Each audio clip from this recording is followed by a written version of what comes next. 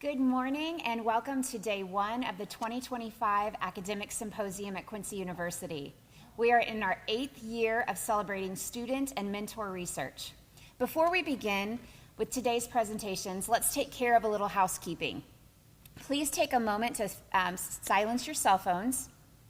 Each presenter will share their research for 15 to 20 minutes, followed by your opportunity to ask a couple of questions. We invite you to ask questions and we will pass around a microphone. Once finished, you are welcome to use the restroom or get a quick snack.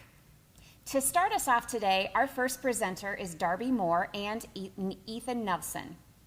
They will present Money Growth. Their mentor is Dr. Uni Shen. I'll turn it over to you.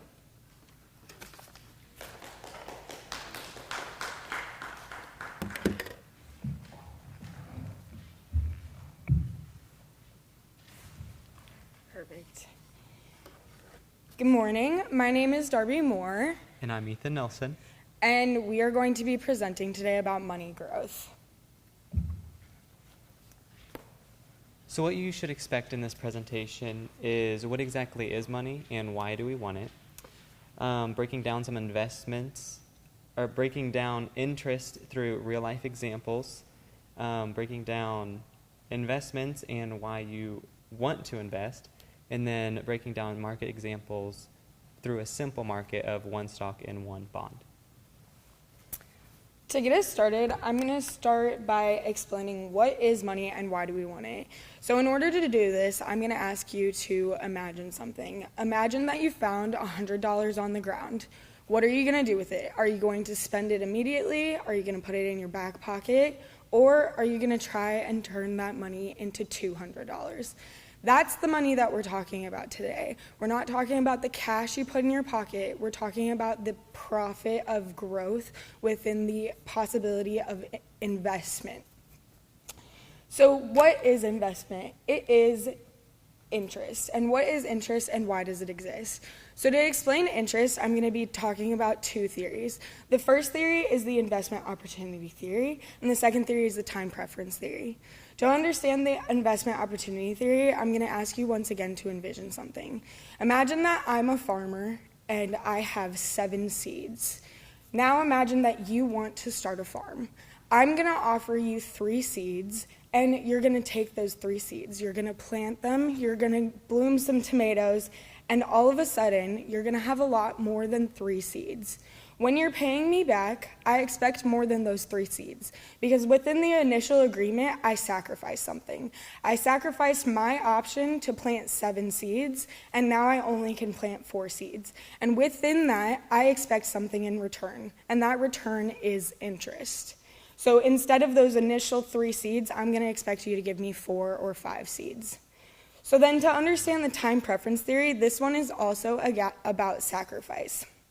But this one is sacrificing a choice. So when you have money, you have 2 options. You can either spend your money now or you can spend your money later. If you want my money and I offer to give it to you, I'm making a sacrifice, and that sacrifice is my choice to spend my money now. And with that sacrifice, I once again expect something in return, and that return is interest. Now that we understand a little bit better about what interest is and why it exists, the incentive behind its existence, we can talk about the basics of interest.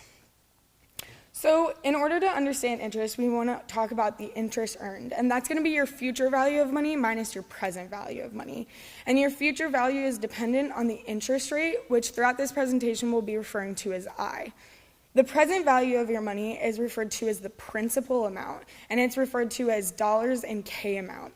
And that's the initial amount of money that you either borrowed or invested into savings. Your future value of money is the accumulation. It's the total amount of money that you're paid back or that you earn after a period of time T. Now that we understand the basics, we're going to get into some simple interest. Recall that you found $100 on the ground. So let's say that you put that money into an account with a simple interest rate of 5%. So that means that your principal amount is $100, and for our time period, we're going to be referring to time in days. So after 1 day, you're going to gain 5% on that $100, and 5% of 100 is 105. So at day 2, you're once again going to earn 5% on the principal amount of $100, so you'll have $110. Then we can calculate an equation using T number of days so that we can input it and find that at 20 days, you will finally have your $200.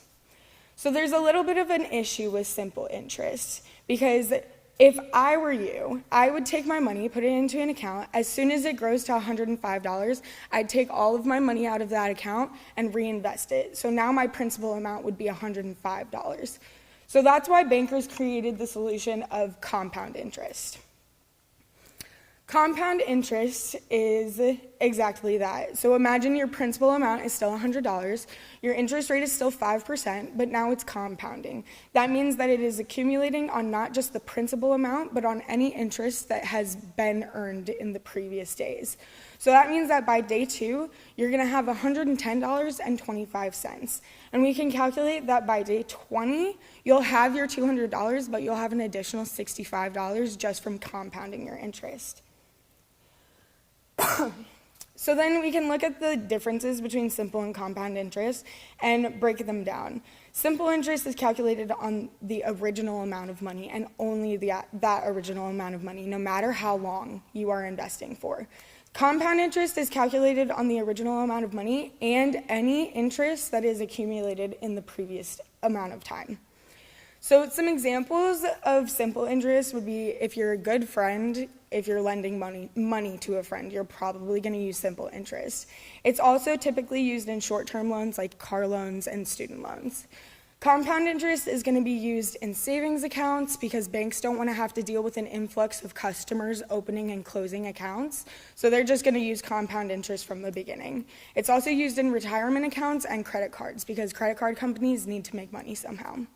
The differences between the equation is very straightforward. Simple interest is a linear function, which means that it grows in a straight line, while compound interest is an exponential function, which means it curves upwards and it curves upward quickly. So to summarize the difference between simple and compound interest, obviously our goal is to make as much money as possible, and our means of achieving that goal for the producer and the consumer is going to be with as little work as possible in as little time as possible. And so just by looking at the chart, you can see that compound interest accrues more interest quickly. And so with that, the graph shows us that even if I'm lending money to my friends, I'm probably going to be using compound interest. So the last type of interest that we're going to be talking about is actually the discount rate, and that's known as interest in advance. So instead of imagining that you found $100, imagine that I found $100. Now that I have $100, I know that you want my $100. In order to give it to you, I'm going to charge you 5% interest, but instead of charging it at the end, I'm going to charge it up front, which means instead of giving you that $100, I'm going to give you $95. And then at the end of the time period, I'm still going to expect you to pay me $100 back. It's like if you went to a store and you bought a sweater on discount and then you went back and tried to return it for full price. That is what the discount rate is.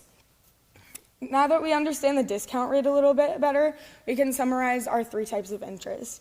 Simple interest is linear growth, compound interest is exponential growth, and discount rate is just interest in advance. Now that we understand interest a little bit better in the 3 types, we can talk about applying it in the real world. So this one's going to be a little bit far-fetched, but imagine that you have a credit card.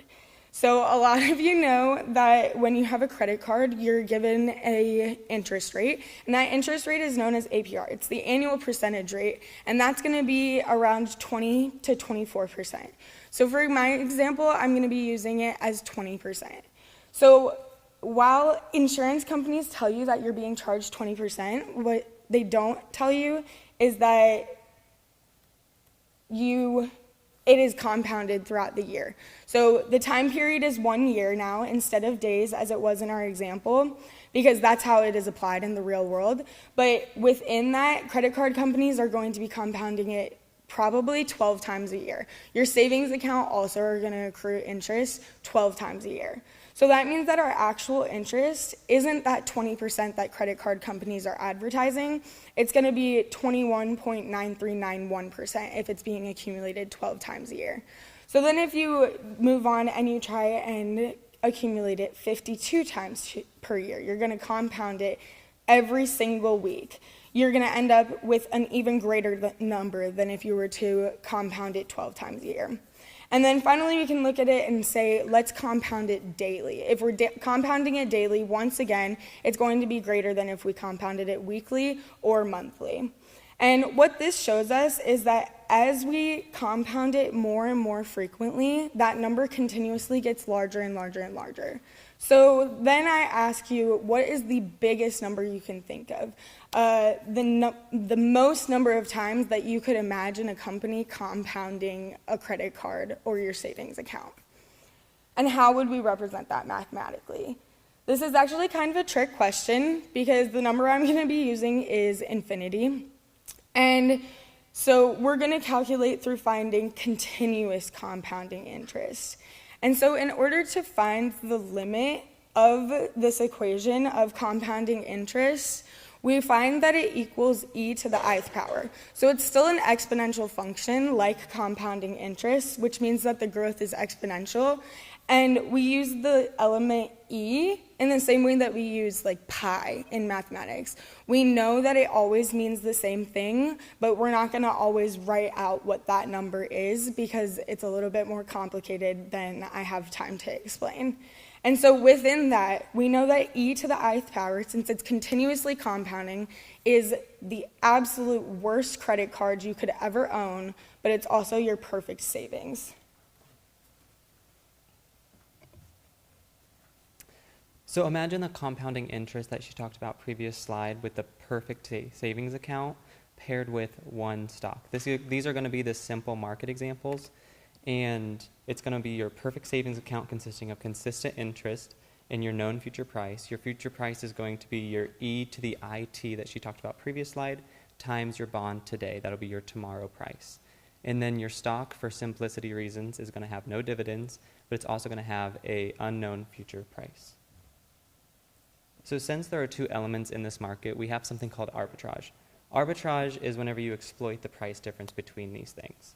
And the idea here is you start with no money, but you end with profit. And it's technically free money, which sounds really good. And we have two strategies to really go about this. The first strategy is whenever your stock grows faster than your bond. Think of you take out a loan for $100 with an interest rate of 5% daily. Then you go and take that $100 and you buy a share of stock.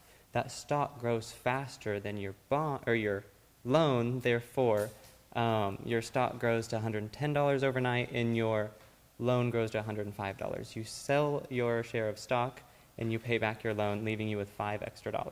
That's $5 of extra free money that you didn't have to start with, and you didn't use any of your money that you had originally. You didn't use any of your own money.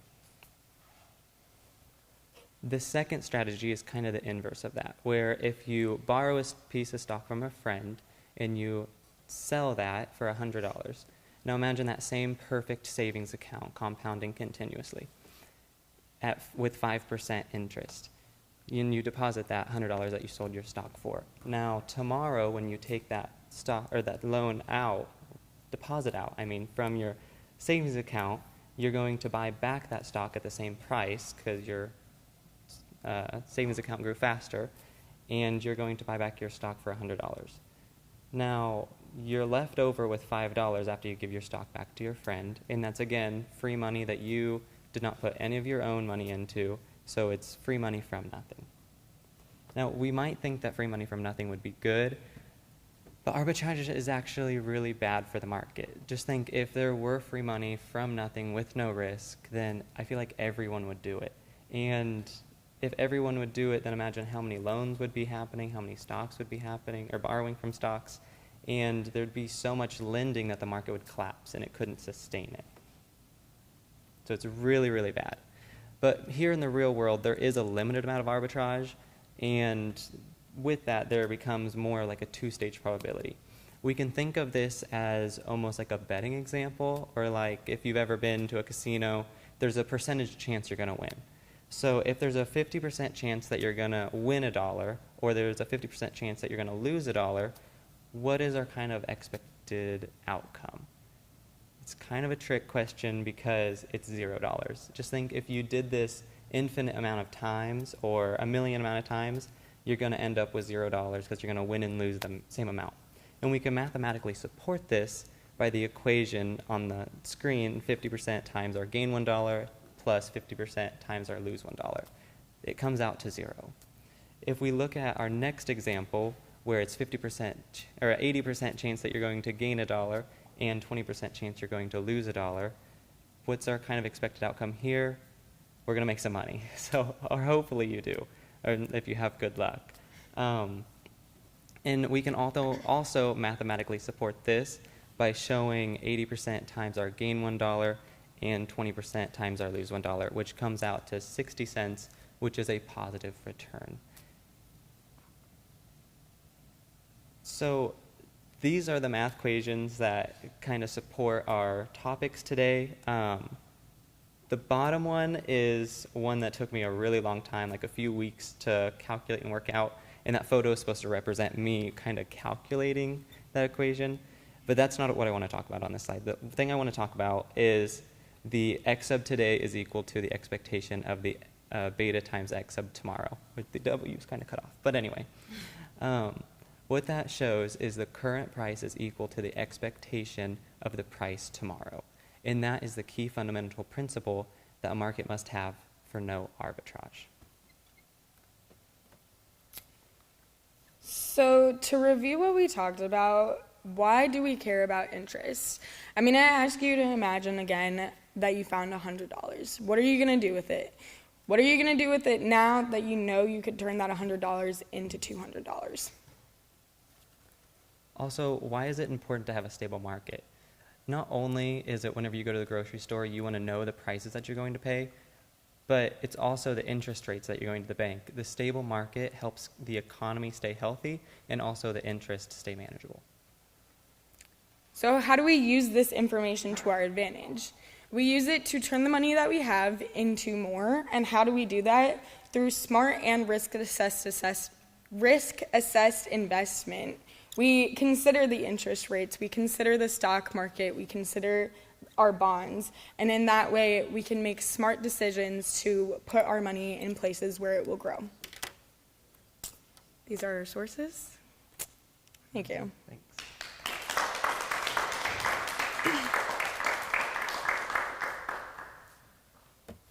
Are there any questions?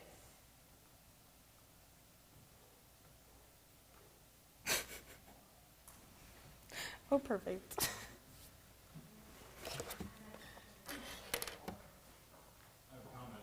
Oh, perfect. You did a fantastic job. I've been judging this for 3 or 4 years, and this is one of the best presentations I've watched.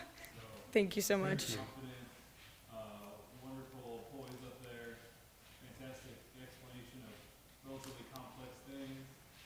Really, really great job. Thank you. Thank you. I have a question. So, you used the example of a credit card and a savings account.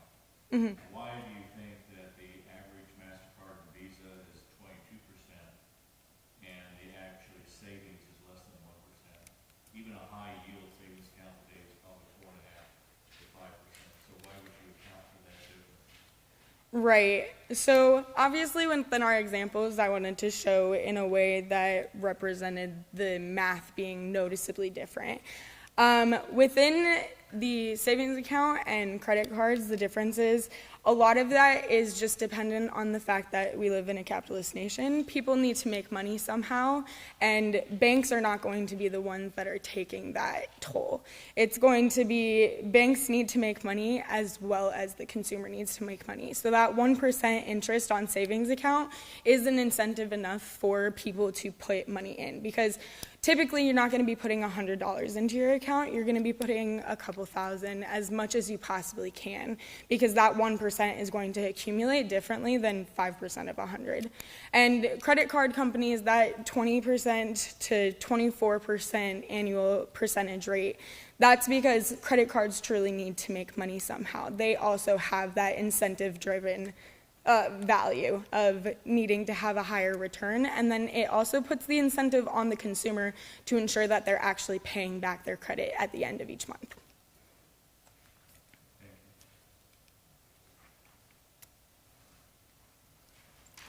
Any other questions? Thank you.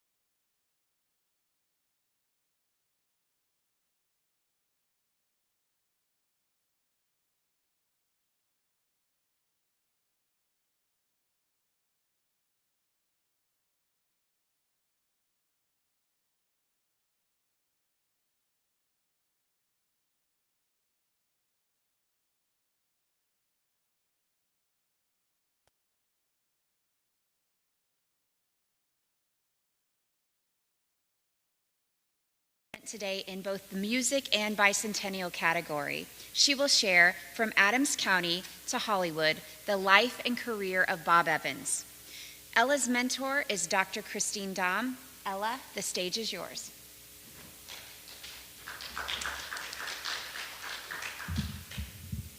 Thank you. Good morning. I'm Ella Dahm, and I'm a junior marketing and management major. Today, I'm very excited to present to you a project about a man who has had many introductions but needs none. From Adams County to Hollywood, the life and career of Bob Havens. And one of the world's finest trombone men, Bob Havens. Bob Havens, wasn't that sensational? Bob Havens, our great trombone man, Bob Havens from Quincy, Illinois.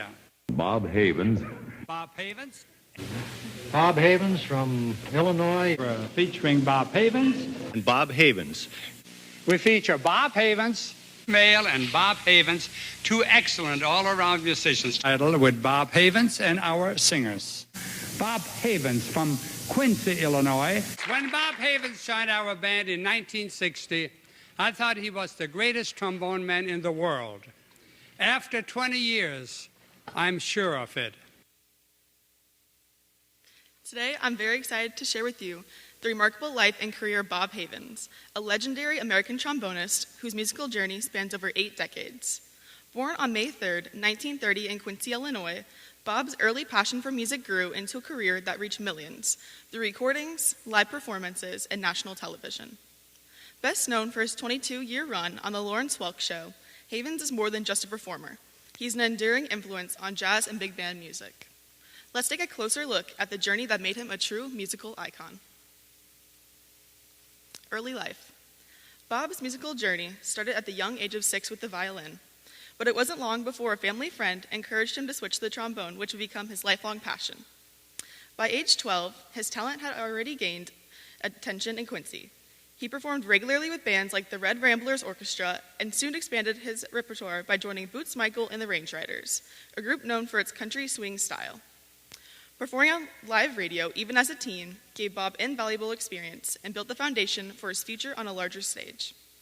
By the age of 16, Havens was awarded a scholarship to attend a summer music program at the Interlochen Center of the Arts in Interlochen, Michigan. He held the first trombone chair in the school's 250-piece concert band. Some other famous names who attended the Interlochen Center of the Arts are Ed Helms, Nora Jones, Felicity Huffman, and Terry Crews, among many others.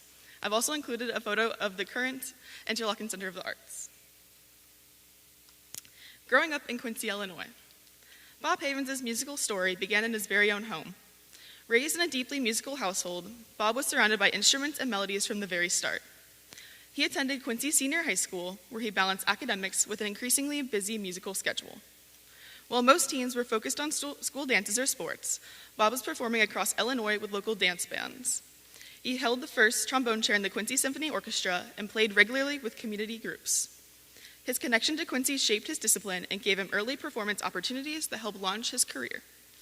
And I've attached photos of the Quincy Senior High School when he attended, which is actually now the Quincy Junior High School, and a photo of the original Quincy Symphony Orchestra when he was a part of it. Military music and service. In 1949, Bob went to Chicago to study radio and television repair, but life had other plans. When the Korean War began, he was called to serve.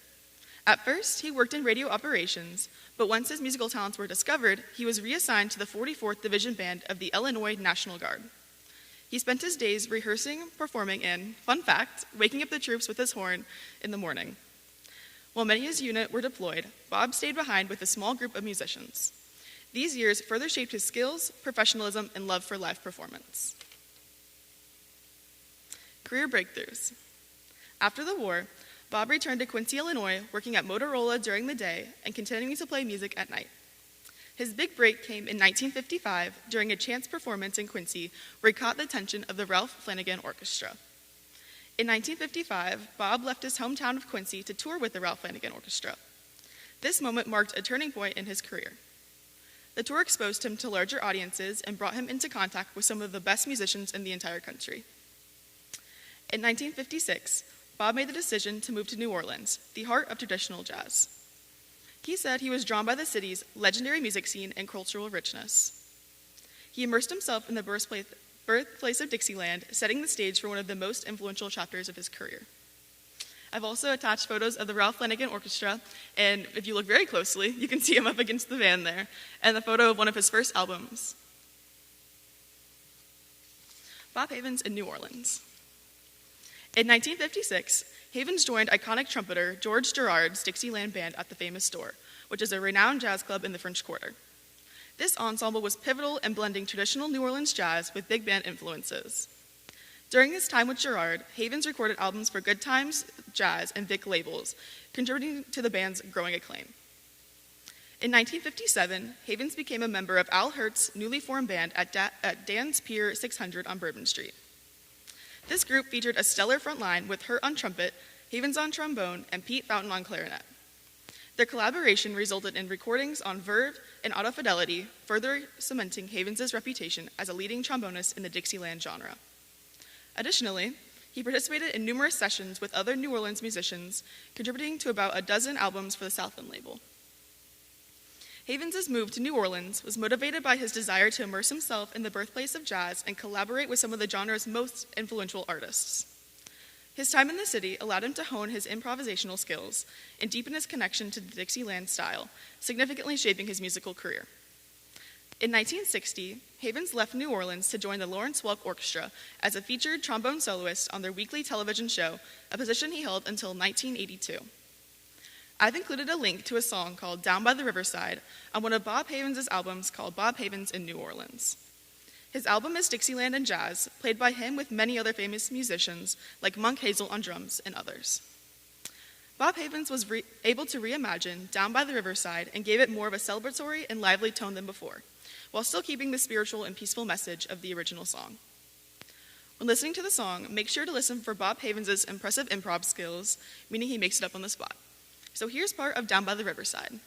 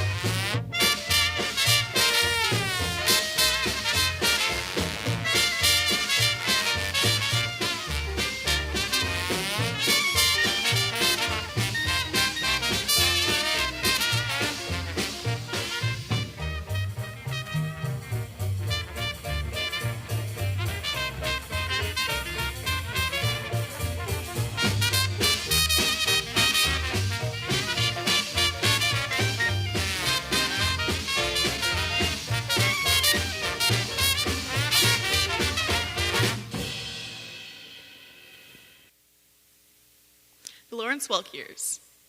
In 1960, Bob was invited to perform on the Lawrence Welk Show. He expected it to be a temporary gig, but it turned into a 22-year role as a featured trombone soloist. Every Saturday night, Americans tuned in to hear Bob's warm tone, flawless technique, and charismatic performances. He wasn't just a part of the orchestra, he was a stand-up performer, often featured in comedic skits and musical duets. The show brought him into living rooms across the country, making him a household name and a key figure in popularizing jazz and big band music during that era. I've included a link to one of Bob Havens' earlier performances that really made him a standout on the show. This was performed on the Lawrence Welk Show in 1964 and is called 12th Street Rag.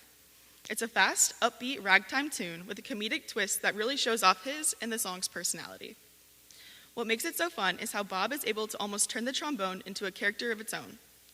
When listening to the song, listen for his growl technique, which is a buzzing, raspy sound that makes it sound like the trombone is actually talking or joking around. It adds humor and charm to the performance. It also takes a lot of technical skill to do as well. You'll also hear how quick and clean his playing is. He moves through the fast notes with ease, and it's honestly very impressive to watch. The whole thing has this playful, toe-tapping rhythm that always got the audience smiling. Lawrence Welk often would introduce it as a crowd favorite, and once you hear it, you'll understand why as well. So here's Bob Havens on the Lawrence Welk Show with 12th Street Rag. 1 and 2 and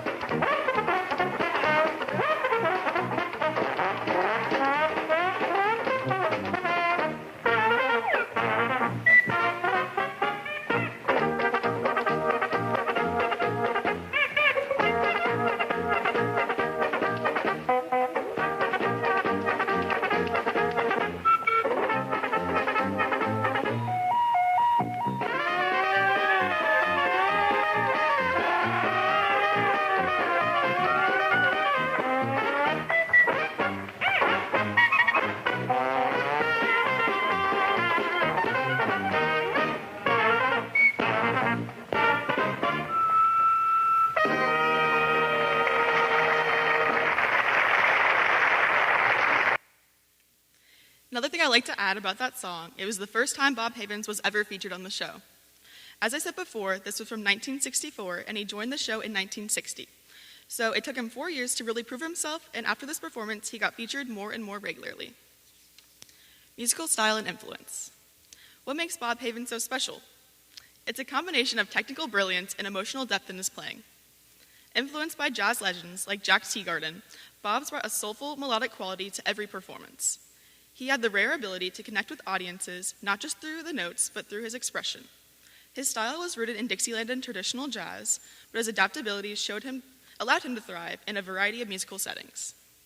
Whether on a small stage or national television, Bob's music always told a story, and that's why he remains a model for trombonists around the world. Another stand-up performance from Bob Havens on the Lawrence Welk Show was his 1981 rendition of Basin Street Blues. This tune is a New Orleans jazz classic, and Bob brought it to life with a smooth, soulful trombone solo that really captured the heart of the song. Unlike the fast and funny 12th Street Rag, this one has a slower, bluesier feel. It gave Bob a chance to show his emotional side. His phrasing was expressive, warm, and full of feeling. You can really hear the influence of New Orleans jazz on the way he plays it, relaxed but still rich with jazz flavor. As you listen, pay attention to how he bends notes and uses vibrato to give the melody more depth. It's not flashy like some of the other pieces, it's more about the tone, the mood, and the soulfulness of the trombone. Even though the song is slower and more laid back, Bob still manages to inject a bit of his comedic personality towards the end. His playful yet subtle phrasing adds a touch of lightheartedness to the performance, making it both heartfelt and fun. This performance showed just how versatile Bob Havens is. Whether he was playing something comedic or heartfelt, he always connected with the audience through his sound.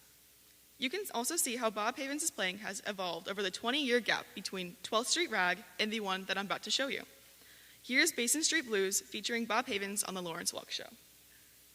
Here's Bob with the Basin Street Blues.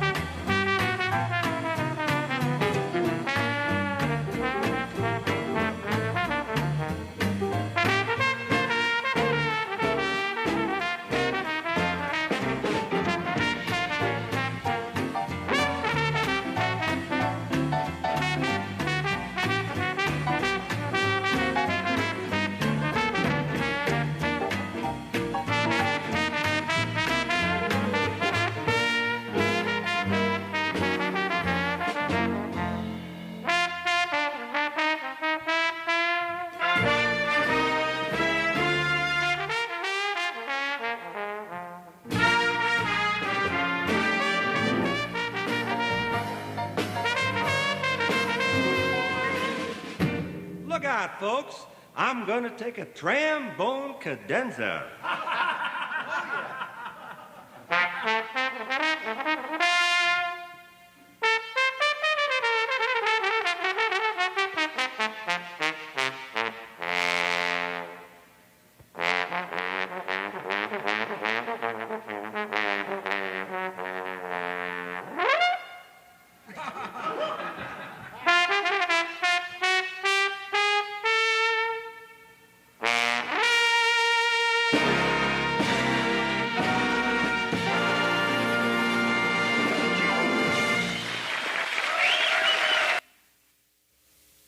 Very impressive. Legacy and local impact. Even after national fame, Bob Havens never forgot his roots. In 2018, Quincy celebrated his incredible career with the Bob Havens tribute concert at the historic Washington Theater, a full-circle moment that honored not just his achievements, but his connection to the community. Beyond performance, Bob was also a dedicated advocate for the arts. He co-founded Arts Quincy, America's very first arts council, which continues to support and promote local music, theater, visual arts, and educational programs to this day. Thanks to his vision, Arts Quincy became a model for other cities. Today, Arts Quincy funds programs for local schools, brings in visiting artists, and even supports youth music lessons. His influence stretches far beyond his performances. He's inspired generations of jazz musicians, and his work is still accessible today on platforms like Spotify, as you can see, and Apple Music. Returns of the Lawrence Welk Show continue to air, introducing Bob's music to new listeners. His legacy lives on in every note, every recording, every musician he's touched, and every artist supported by the thriving arts community that he helped to create. In conclusion, Bob Havens' journey is a testament to the power of Adams County as a source of musical talent. From his early days performing in local bands to his eventual rise as a nationally recognized trombonist on the Lawrence Welk Show, Havens always carried his Quincy roots with him. Despite his national success, he remained deeply connected to his hometown, continuing to influence the local music scene and leaving an incredible mark on Quincy's cultural landscape. His legacy is not only one of musical excellence, but also of community. As a co-founder of Arts Quincy, he played a crucial role in building a strong, sustainable foundation for the arts in the region, ensuring that future generations of artists and audiences could thrive. Reflecting on his career, Havens once said, "More than I ever dreamed," when recalling his experience in Hollywood and the incredible opportunities that he's had. His story proves that even the smallest towns can produce world-class talent, and his legacy will continue to inspire both Adams County and the global music community for years to come. Thank you.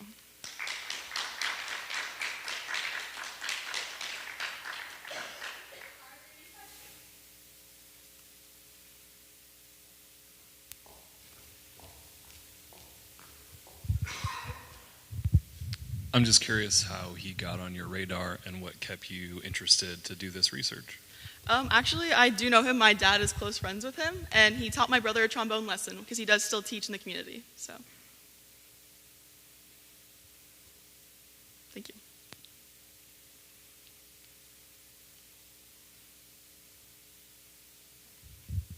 No other questions? Yes, he's 95 years old.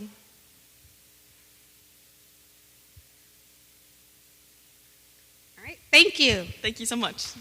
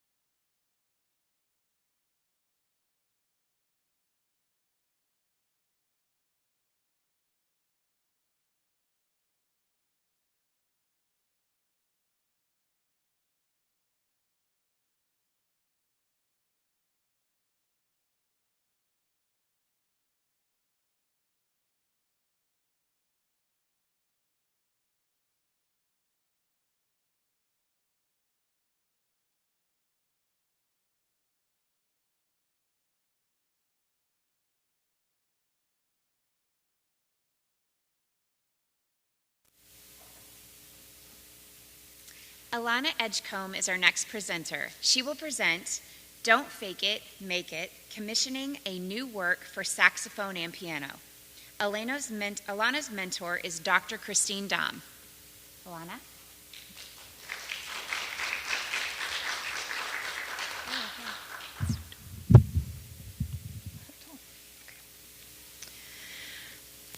Okay, with a show of hands, who here has been caught staring aimlessly into the refrigerator? Solid, solid. Okay, what about channel surfing? Pretty sure that covers just about everyone. Good. So everyone who's had their hands up understands what it's like to be looking for something, but you're not sure what you're looking for. Nothing feels quite right. Well, as a musician, I've had to deal with something similar. Now, excuse me while I go on a brief tangent. For performers, there isn't one specific greatest moment of your career because every day is another day to learn and be better. So, this doesn't mean, though, that we don't have goals. We still want all of our concerts, recitals, we want them to be as good as they can be because we put hours into practicing for them. But how do you make them perfect? Well, a great performance starts with great music. And now, I'm back onto our presentation. So, sometimes you get lucky. You look into the refrigerator, you find a piece of cheese that looks really, really delicious. Sometimes, as you're channel surfing, you find a movie that it might not have been what you were looking for, but I guess it has a high enough Rotten Tomatoes score. Or you can choose to do what I did. You can make something to make yourself happy. I mean, I kind of had it made for me. But hello, my name is Alana Edgecombe. I am a junior saxophone performance major here at Quincy University. And welcome to my presentation, Don't Fake It, Make It, Commissioning a New Work for Saxophone and Piano. So, commissioning a work essentially just means to bring it into existence. Normally, this is done for monetary compensation, but I used something a little better. I promised experience. Yeah, I know, I'm so generous. But finding a composer in it for the glory wasn't particularly easy.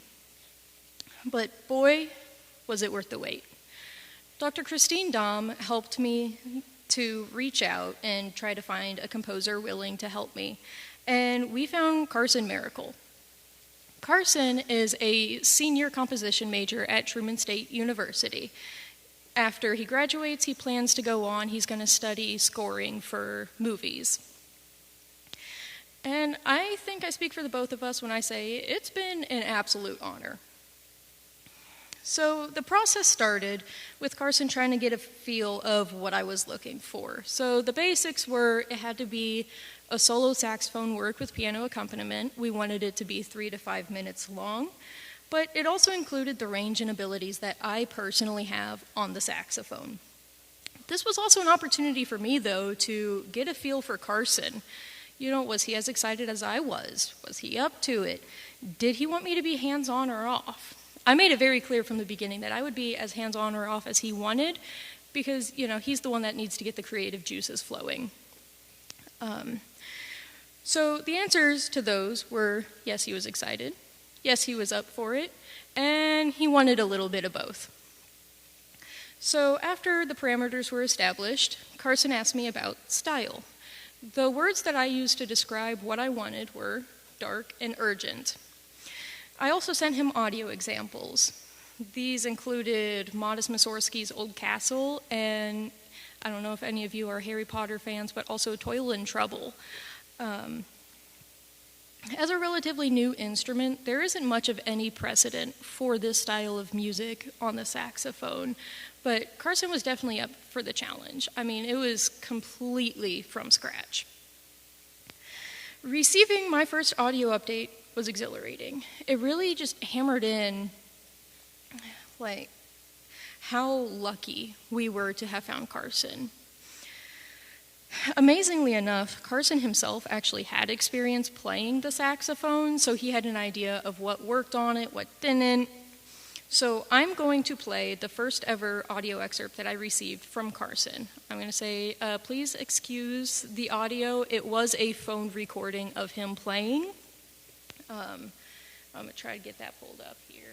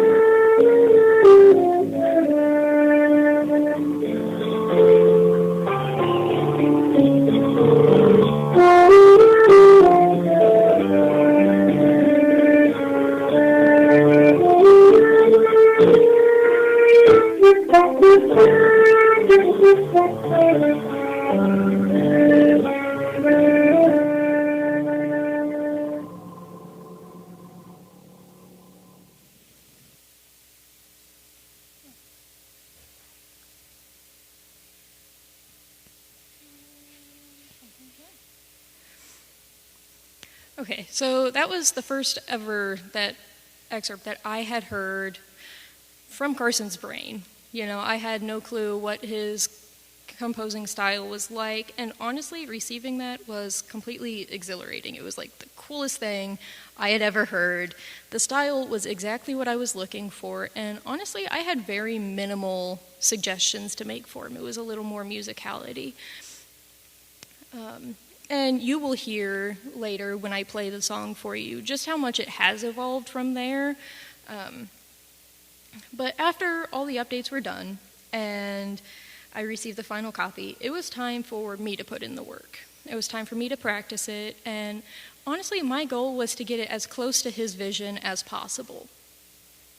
So I wanted the style, the speed, the accuracy. I wanted it all to be there because, you know, Carson put a lot of work into it, and, you know, I wanted to do him proud. So I did add a couple choices of my own, though. So these would include a pushing and pulling of the tempo in a few key spots. So sometimes it'd be the end of a statement, sometimes it'd be the beginning of a statement. And I also added vibrato. So vibrato is a performance choice. You'll hear it when I'm playing. It's the wave or vibration that you will hear in my longer notes. It just adds a little direction and interest. So after I felt confident that I wasn't going to make a fool out of myself, I invited Carson to sit in on one of my rehearsals. Now, since he is from Truman State, he wasn't able to come live, but he did sit in through Zoom. And honestly, even through Zoom, he seemed pretty happy. Like, I wanted to make sure I was on the right track, make sure he was happy with where I was at.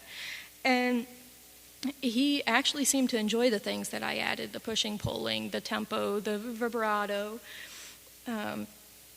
Especially since up until this point, he had only heard it on a MIDI file. Now, I would be remiss if I didn't explain what MIDI is.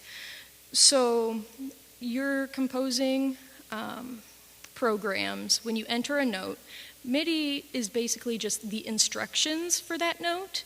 So, rather than having pre-recorded audio, it just has a robot playing that note.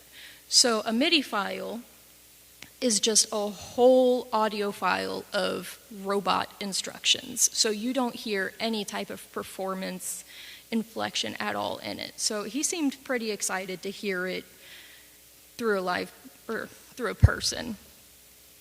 But now that I knew that I was on the right track, it was premiere time. I chose to premiere it at my junior recital, and this was going to be the first time that it had been played outside of rehearsal. And honestly, it was probably the most terrifying yet exciting thing I had ever done. Carson had actually managed to make it down for my junior recital, and it was going to be the first time he had heard it live. And that was probably the most stressful part, because this was his baby. You know, I really didn't want to mess it up for him. Before I knew it, though, the recital was over. You know, I had played the song, it had been premiered, and everybody loved it. And normally, this would be the end for the song. I would set it aside, and then later down the line, someone would come along, they would pick it up, and they would perform it. But I was actually lucky enough to have the opportunity to continue collaborating with Carson. So Truman State had their own research conference, kind of like our academic symposium, and he asked if I would perform at it. Of course I said yes, and I'm glad I did. I actually learned a lot about the piece. I learned about what it was like from Carson's side, and that was really cool. But part of what I learned was actually what notes he worked the piece around. So in a moment, I'm going to go play some things on the piano, but first I'll explain what I'm going to be doing. So this piece was in the key of D minor. Now, the easiest way to explain this, major is happy, minor sounds sad. But Carson took it one step further, and he actually used diminished chords. Now, a diminished is kind of like minor in the way that it's sad, but it also has a tension added to it, so it wants to resolve. So when I go over there, I will play major, minor, diminished. I'll show you what the diminished wants to resolve to, and then I'll play an excerpt from the piano part. It's going to have that diminished chord broken down, and then one from the saxophone part. The saxophone line, he kind of played around with that diminished note and resolving it, and he went back and forth with it. So.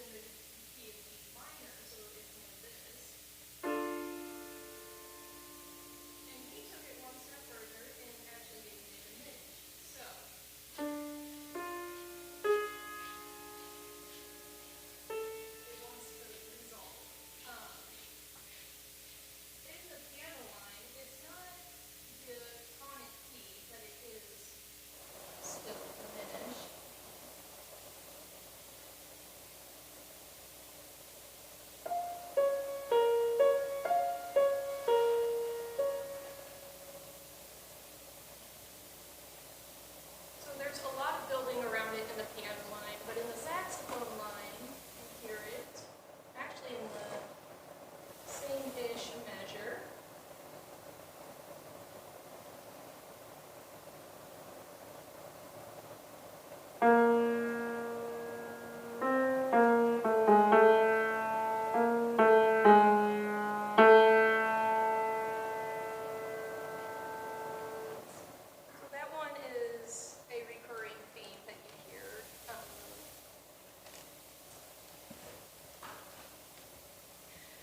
So that's a recurring theme that you'll hear throughout the entirety of the saxophone part. He really liked to play around with that diminished note and resolving it and just kind of playing around it, though the diminished is primarily built in the piano part. But while that is fresh in your ears, I am going to go ahead and invite our amazing accompanist, Laura Kammerer, up. We are going to play our new piece, All That Remains, composed by Carson Miracle. And after the performance is done, I will open the discussion up for any questions you may have. Thank you.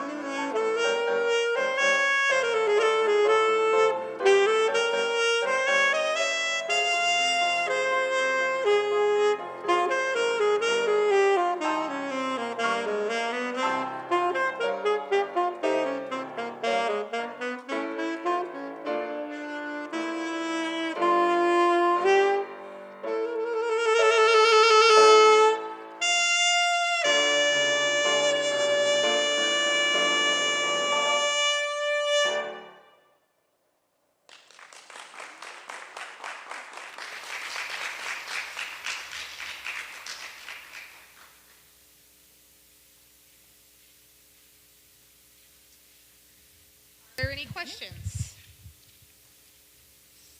Yes? Who are your saxophone heroes? Leo P is a really big one for me. I like to call him the Candy Man. He's very colorful and likes to dance. And then there's also, his name is Andrew Hoff, I do believe. He used to work up at Michigan State, and excellent performer.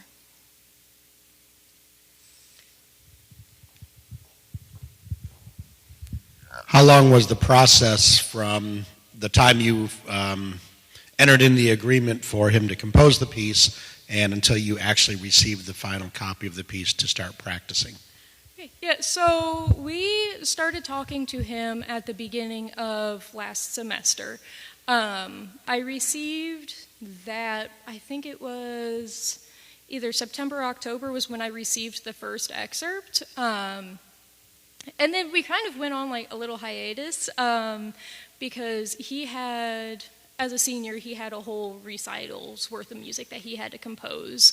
So we just really hammered down over winter break, and that's when most of the work happened. And then I received the final copy of the music, I do believe, in February. And then it was time for me to practice, so.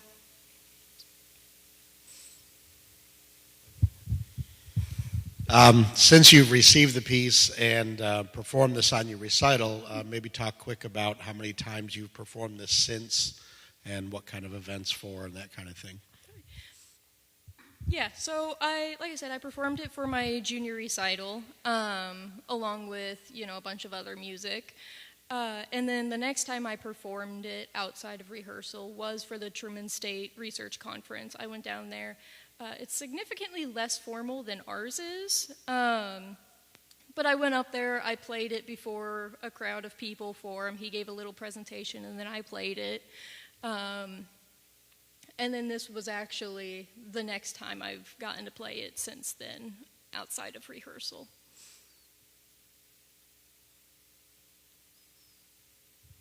Any other questions?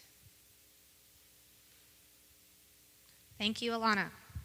Thank you.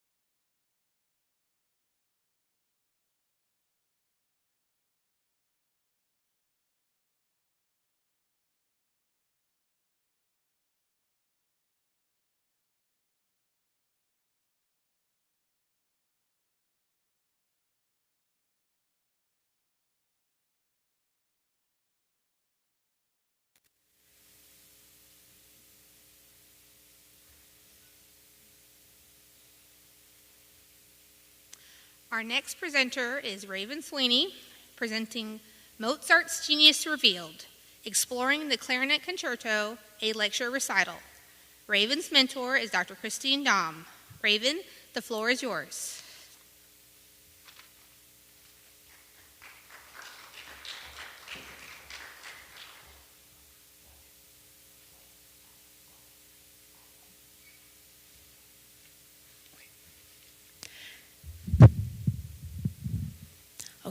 Hi, my name is Raven Sweeney, and I am a junior music performance major here at Quincy University.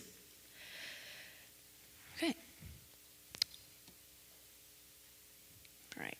Wolfgang Amadeus Mozart was an influential classic period composer, and one of his many famous concertos, Clarinet Concerto in A major, case 622, is still widely known and played today because of its significance in music history. This concerto was one of the first many major concertos written for the clarinet, which was a relatively new instrument in the 18th century. And it was written specifically for basset clarinet, which is a clarinet that is in the key of A. This piece was written for his friend, Anton Stadler, and who played clarinet and who also played basset clarinet. Basset clarinet is a longer, lower version of the clarinet that is in the key of A. I will discuss the historical background of this concerto, demonstrate the differences between B-flat clarinet and A clarinet, and I will explain and demonstrate unique performance techniques, practices that are used in classical music. I will then finish by performing the first movement of the concerto accompanied by Laura Kammerer.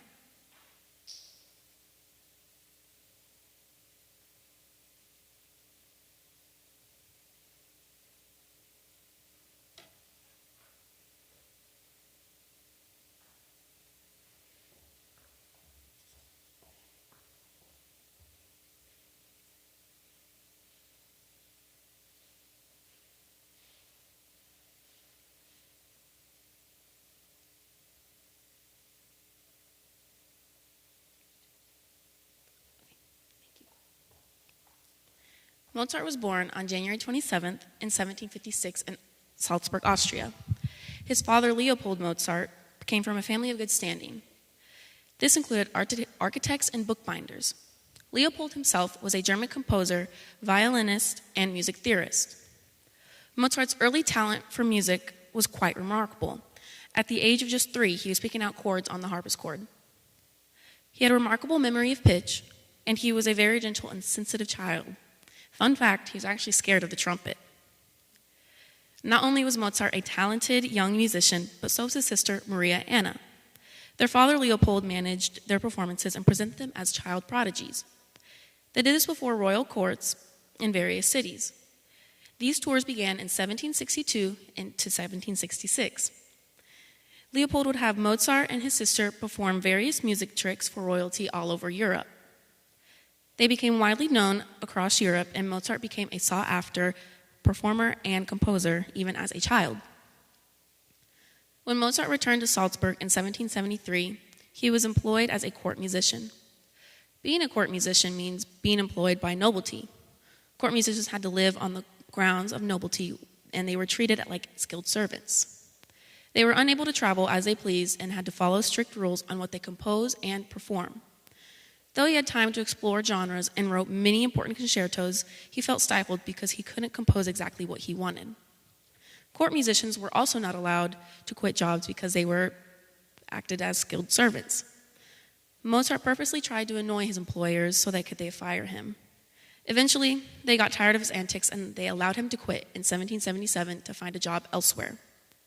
Mozart preferred to be a freelancer and to not be constrained by those around him.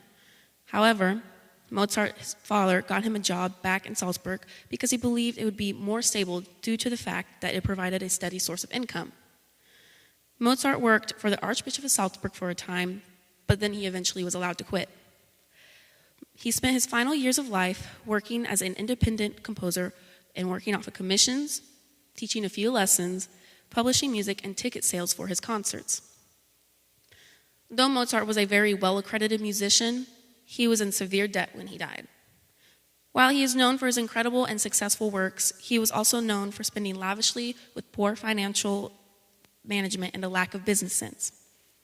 Mozart died on December 5th, 1791, at the age of 35 of an unknown cause. While there is much speculation as to how he died, nothing can be proven for sure. Due to the immense amount of debt he was in, his wife could not afford to bury him. They put him in a cemetery with other bodies in the same spot. To this day, his exact resting spot is unknown, and he has no living extended relatives.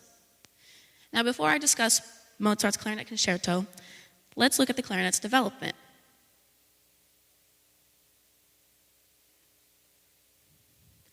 The clarinet was invented by Johann Christoph Denner in the early 18th century. The clarinet evolved from a wood instrument called the chalumeau, which were mainly played in marching bands and for folk music. Early clarinets had wider bores and larger finger holes, and the reed of the instrument was faced upwards. Denner added 2 keys, which resulted in an instrument able to be overblown to produce higher harmonics. Once a 3rd key was added, this resulted in the clarinet having to be lengthened, and it filled the gaps between the pitches of chalumeau and higher pitches. This new key was operated by the thumb of the lower hand, and at this time the clarinet could be played with either hand on the bottom half of the instrument. Today's modern clarinet has 17 keys and 6 rings. The reed is facing down, and we play with our left hand on top. Different size clarinets like A, B flat, E flat, D, and F became common as players used various instruments for different key signatures. Due to the advancements of the clarinet, it had growing prominence in orchestras and chamber music. Not only was its growing prominence and importance due to the advancements of it, but because famous composers like Weber, Mozart, and even Beethoven included them in their music. Composers enjoyed that clarinets had a lyrical voice and used it to bring a new and different color to their pieces.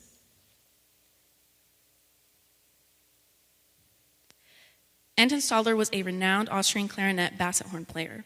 He was praised for his beautiful tone and particularly the lower range of the horn, making him a highly sought-after performer. Stadler partnered with the instrument maker Theodor Lotz to develop the extended range of the clarinet. It would then lengthen the clarinet to achieve a lower range.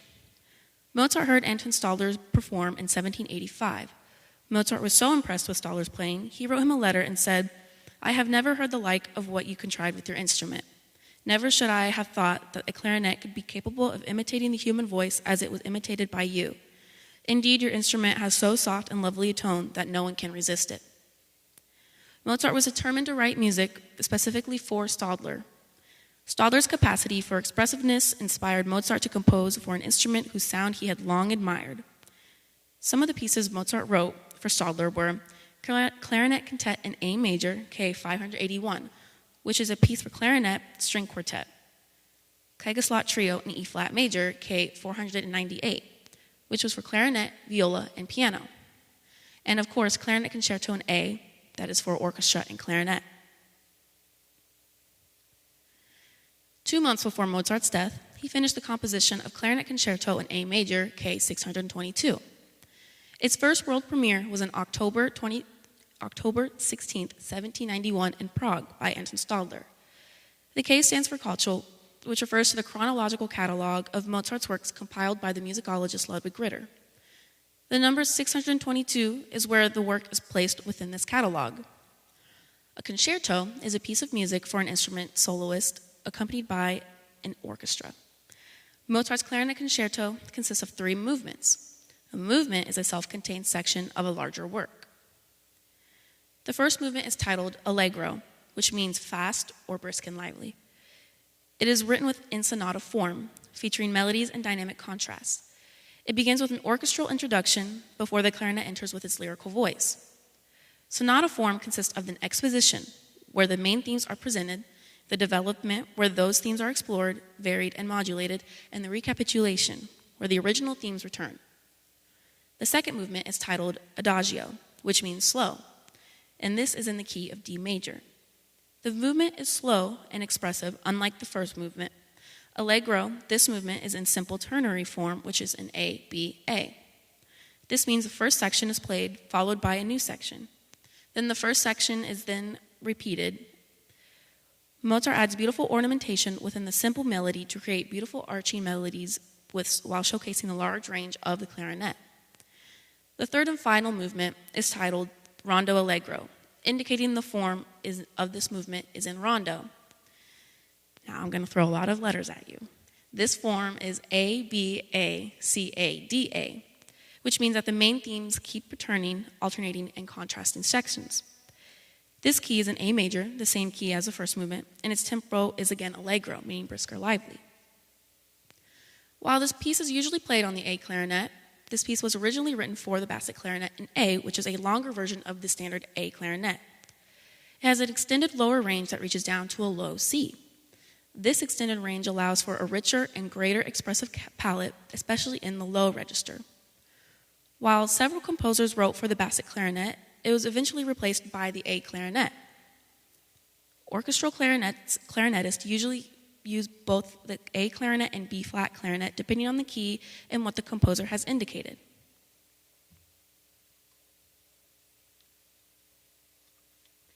And you can see here that they both vary in size, not by much, and they have the same key work. This is the A clarinet and this is the B flat clarinet.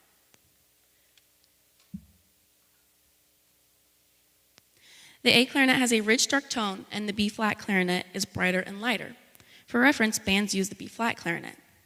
Now let me play a couple measures of this first movement with the B flat clarinet.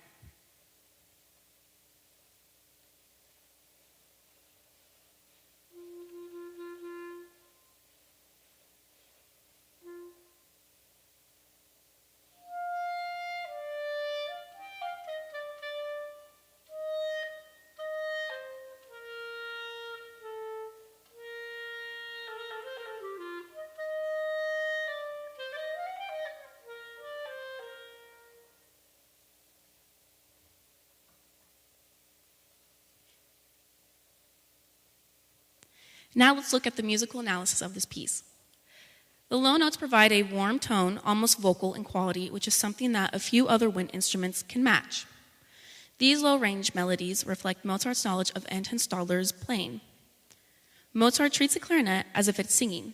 Long, flowing lines with subtle ornamentation reflects the clarinet's ability to sustain phrases smoothly, almost like a human voice. He makes use of the clarinet's legato playing and dynamic flexibility, allowing for expressive phrasing. In the first and third movement, Mozart explores the clarinet and the clarinet's nimbleness and technical flair. The fast passages, grace notes, leaps, and articulated runs show off the clarinet's agility and brilliance. He uses staccato and syncopated rhythms to highlight its lightness and clarity. The orchestra introduces the themes, and the clarinet responds and elaborates. The clarinet doesn't repeat material, it embellishes it, and expands almost like if a jazz soloist were improvising on a theme. The clarinet sings above the texture, creating a deeply intimate mood. The orchestra sets the pace and rhythmic energy, while the clarinet plays improvised feeling flourishes. The clarinet often plays above or below the orchestra's main texture. When the clarinet dips into its low register, the strings and winds are thinned out to avoid masking it. When the clarinet plays high, the accompaniment stays rhythmically supportive. In the middle of the first movement, Mozart includes space for the soloist to perform a cadenza. A cadenza is an extended solo passage where the orchestra pauses and the soloist performs freely and expressively, showing off their technical skill and expressiveness, which usually elaborates on themes from the movement. It is unaccompanied, meaning the orchestra stops, giving the soloist a spotlight. In Mozart's time, cadenzas were often improvised by the performer. Cadenzas can be expressive or include fast runs, arpeggios, trills, and other techniques to show off the soloist's skill and creativity. While there were earlier pieces written for the clarinet, the concerto was the first to elevate the clarinet to a true soloist voice in major classical form. It then set the standard for future clarinet concertos. The concerto takes full advantage of the clarinet's dynamic and tonal range, from the warm, low register to the bright altissimo register. It encourages that people who study to redefine tone production and intonation and smooth register transitions. This piece requires a performer to master a wide range of articulation styles and transitions. This concerto is often requested in auditions for graduate schools, conservatories, and professional orchestras, reinforcing its importance in a clarinet's development. Before Mozart, the clarinet was a relatively new and not yet standard solo instrument. By writing a sophisticated and expressive concerto, Mozart legitimized the clarinet as a solo instrument and voice with string and piano. His use of smooth and lyrical lines, even dialogue with the orchestra, showed future composers that wind instruments could be just as expressive as more established instruments. His orchestration also highlighted how winds could blend beautifully with strings while also standing out in solo passages. This encouraged later composers to think more creatively about how to use the clarinet in both concerto and symphonic works. Now that we have looked at Mozart's life, his legacy, and touched upon the clarinet, I will perform the first movement of Mozart's Clarinet Concerto, and Laura Kammerer will accompany me on piano.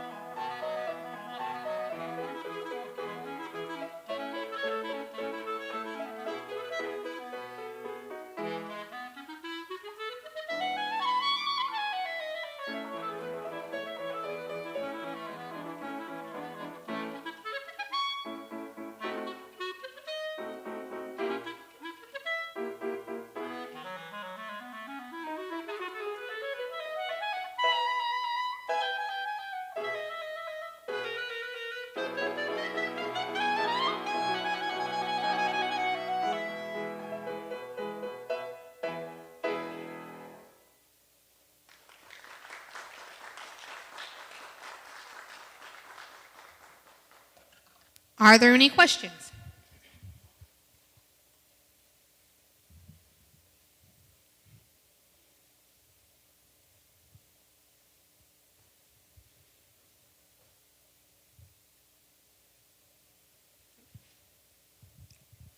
Thank you, Raven. Thank you.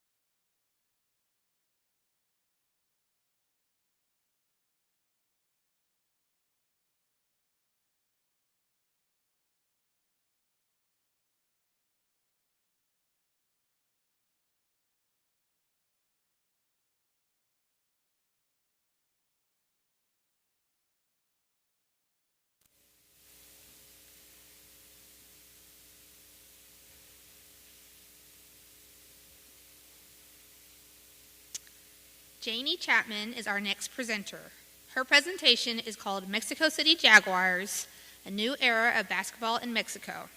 Janie's mentor is Gary Meacher. Janie, I will turn it over to you.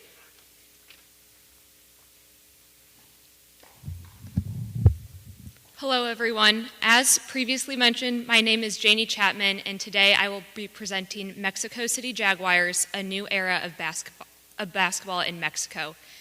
I created a team that could be a possible expansion team for the NBA, and I created brand guidelines and a season campaign for 2024 to 2025. To provide some historical background, in 325 AD, Tenochtitlan was founded by the Aztec people, who were a group of fierce warriors who dominated Mesoamerica until the Spanish conquest. In 1521, Tenochtitlan was destroyed by the Spaniards, and on top of its ruins was Mexico City was built. And that created a unique blend of Aztec and Spanish and European culture that is still seen today in their art, architecture, and overall way of living. The Jaguar was chosen as the organization's symbol, as it is a very important piece of their culture and history. In the Aztec culture, the Jaguar is considered the bravest of beasts, and a lot of warriors and rulers associated themselves with the animal, as they believed that the Jaguar could not be defeated. So even today, the Jaguar is still a symbol of strength, success, courage, and agility, all of which are attributes of the organization. To understand who exactly I was designing for, I researched the target audience, which is sports fans in Mexico. I learned that the fans are more likely to be male and that 18 to 24-year-olds is the primary age. Since Spanish is the primary language in Mexico City, with 94% of the population speaking it, I created all materials in Spanish. Because the NBA is primarily spoken by English speakers, however, some translations are available to make it more accessible for the entire organization. And then when looking at the income, Mexico City's annual income is about $40,000 US dollars higher than the rest of Mexico, meaning that they have a higher willingness to pay on tickets, events, and overall experiences with the Jaguars. Adam Silver, the commissioner of the NBA, has shown great interest in expanding to Mexico City. The G League team there, the Mexico City Capitanes, which is a developmental league and an affiliate of the NBA, has done very well there. The fans have generated a lot of interest in basketball, and Adam Silver has said that he wants to grow the game. When choosing colors, I wanted something that matched the vibrancy and the boldness shown in art and architecture in Mexico City. I chose Rampage Red as the primary color, as a lot of jewelry and sculptures use warmer tones such as reds and oranges as their main color. Storm Surge is a secondary color for the brand, as a lot of blues and greens are used as accent colors throughout art and architecture in Mexico City. White and black are used to accent the colors, and you can see in the picture of the streets of Mexico City how the brand's colors and the art and architecture go so well together. To take a look at the logo, it is a jaguar enclosed in a circle, and the text is translated to Mexico City Jaguars. The jaguar is facing forward to look at the organization's future successes. The circle is there to represent unity, integrity, and strength, some of the organization's core values. The sharp lines on the jaguar are meant to represent the fierceness and competitiveness seen in the jaguar. And lastly, the eyes of the jaguar were once considered a symbol of sorcery and magic, so I really wanted to emphasize them in the design and tie it back to Aztec culture.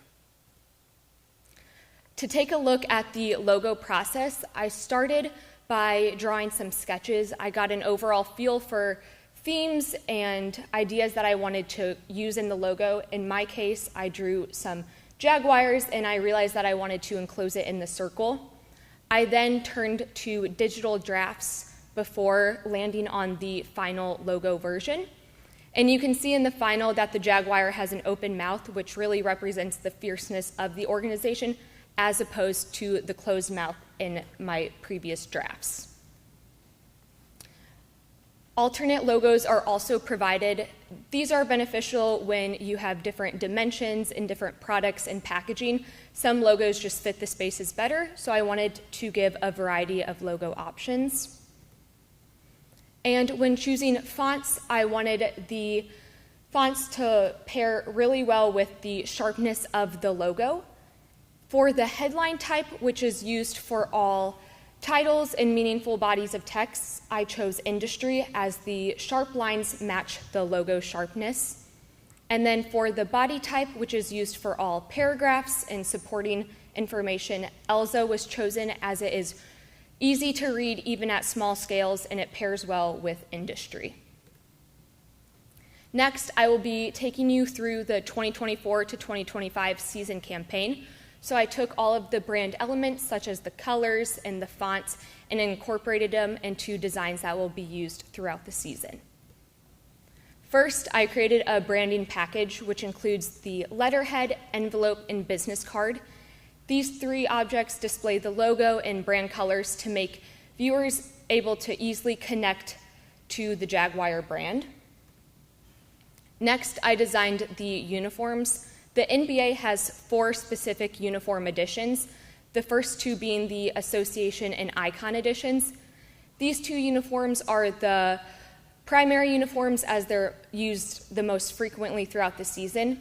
Because of this, the most known brand elements are used. So the primary colors and then the Jaguar pattern that goes down the sides. Additionally, I created a custom font that's displayed on the fronts of the jerseys, as well as throughout additional branding materials to come that matches the sharpness of the logo. The City Edition uniform reflects the statement that the team is going to make in its inaugural season. I wanted this uniform to be bold and competitive. Because of this, there's sharp detailing on the sides as well as teeth cutouts on the shoulders to tie it into the Jaguar. And lastly, the City Edition recognizes the city's past and its influence on today's successes in the present. I really wanted to show how the past culture, specifically the Aztec culture, has influenced today and is still seen and appreciated by today's people. There is an Aztec-inspired pattern that goes down the sides, and then the CDMX logo on the front of the jersey, and CDMX is the abbreviation of Mexico City. That is done in a more street art graffiti style, as that is a primary art style that is showcased today. The courts, there's 2 courts, the primary court and then a City Edition court. The primary court pairs with the Icon and Association Edition uniforms. So once again, these showcase the most known brand elements. And on the sideline is the phrase Escuchanos Rugir, which translates to hear us roar. And this is one of the organization's key phrases for this season as they want to make a splash in the NBA. The second court is the City Edition, and this pairs well with the City Edition uniforms. It features the Aztec pattern on the baselines as well as the CDMX logo. And then the hardwood is also a geometric tiling that pairs well with the Aztec-inspired pattern. Next, I created environmental design, which is anything outdoors that helps visitors navigate and recognize the brand's identity. First, I created an interactive map, which is to be displayed outside of the arena, and this will help visitors navigate as they enter the arena and they know which gate they're going into. And then secondly, I created wayfinding, which is navigational signage that will be displayed throughout the facilities. And these help visitors ensure that they don't get lost as they drive throughout the parking lots and the grounds. Additional elements of environmental design include the arena panel and street pole banners. These are used to bring excitement to fans and get them ready for the inaugural season. For the arena panel, It will be changed periodically, and it helps display important information to visitors and fans. This arena panel, for example, announces that tickets are now on sale, and it includes the website so people know how to purchase them. And then the street pole banners display each player and their photo, and it's used to increase player awareness so that fans know exactly who is on the team. Merchandise was created to help increase fan support and to get them excited to represent the brand. I created a mixture of branded, retro, and edition designs to ensure that there's something for everyone. And I think the most unique designs are the edition t-shirts, which are modeled after the uniforms. So if someone doesn't necessarily want to buy a jersey, but they have a favorite jersey design, they can still purchase the t-shirt to represent. To keep the consistency and harmonious look of the organization throughout the entire arena, I designed concession stands. The menu for food, drinks, and combo deals features the primary brand colors, and I emphasized food photography to visually depict what the food looks like so fans will know exactly what they're going to be purchasing. Additional elements of the concession stand include a wraparound design for a souvenir cup. The phrase on the cup translates to defend the den, which is another one of the phrases. And then I also created employee uniforms as well as a Coca-Cola sponsorship ad. Throughout the season, there will be various theme games and theme nights to increase fan engagement and to really connect with the community. I designed for a breast cancer awareness game, so there's going to be t-shirts available for purchase in the team store. I also created social media posts to get fans engaged and to know to come out and support on this theme night. All fans will be given a rally towel, and the phrase on the rally towel translates to "Roar for a Cure," which will be used as a hashtag and shown throughout the arena during the game. And then finally, as a way for players to show their own support, they will wear a specific breast cancer awareness jersey edition. With the rise of social media, and especially because the target audience is a big user of social media, I knew that I needed to create templates that were bright and bold to ensure that the viewers wouldn't just scroll past and to ensure that they would actually stop and read the information on the screen. Additionally, I created interesting layouts to get the viewers' eyes to go from the top of the page all the way down to the bottom to ensure that they weren't scrolling before they missed an important aspect of the post. These templates are to be used throughout the entire season to ensure consistency and improve brand awareness. I created a post for game days, birthdays, quotes, and welcome to the team announcements. Finally, I designed a website, and on the screen are a few snapshots of the desktop version. And then here are a few snapshots of the mobile version. Since desktop computers and phones have different dimensions, I had to design accordingly to ensure that the text and the images all fit on the screen in the best manner. Here are my sources for the research completed, and I will now open up the floor to any comments or questions if you have them.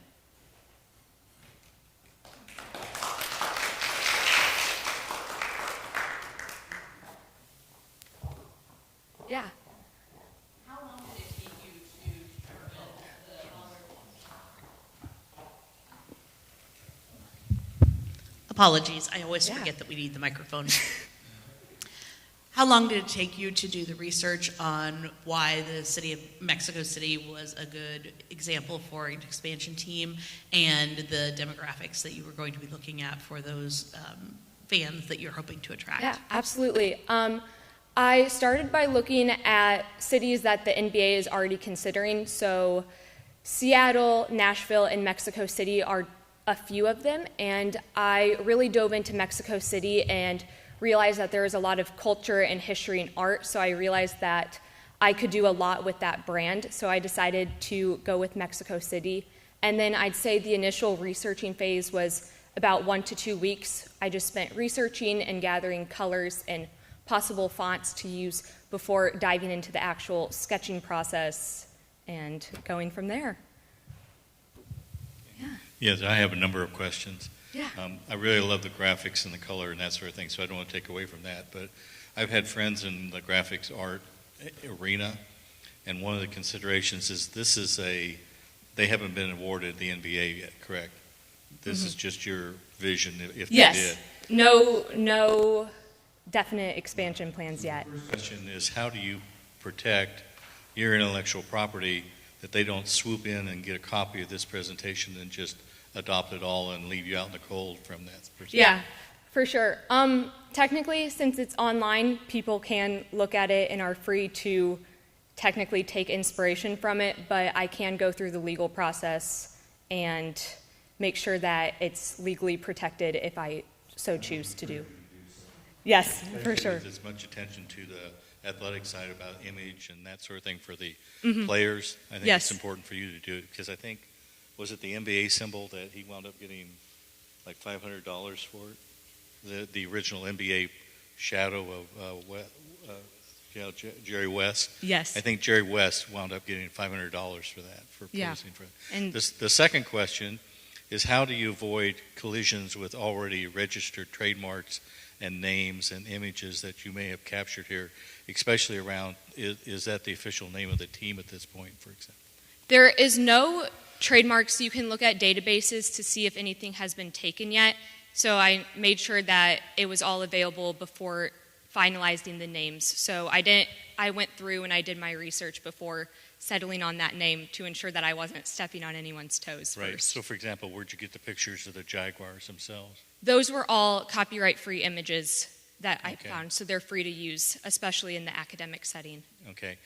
And then my last question is Spanish one of your natural languages? No, I took Spanish when I was younger, but I had to do a lot of research to figure out the best translations and to ensure that it was all perfectly correct and Right. I would most still accurate. encourage you to take a native speaker.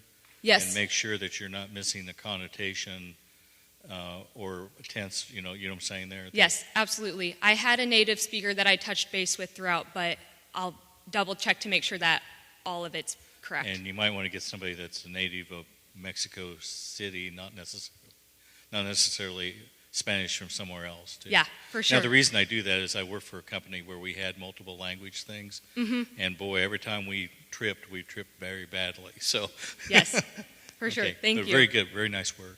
Thank you. Any other questions? All right. Thank you, Janie. Thank you.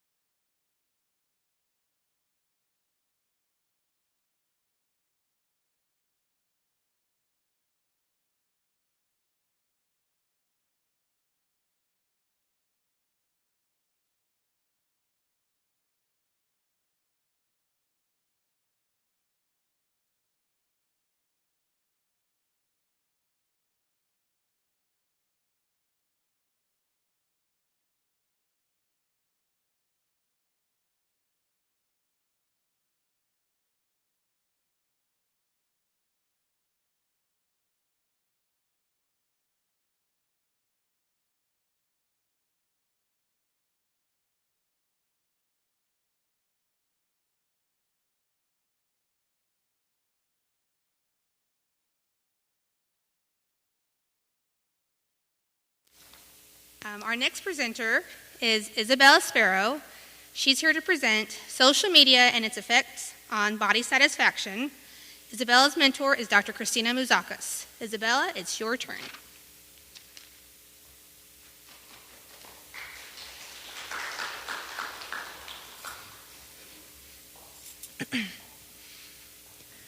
Hello everyone, and greetings to people watching from the live stream.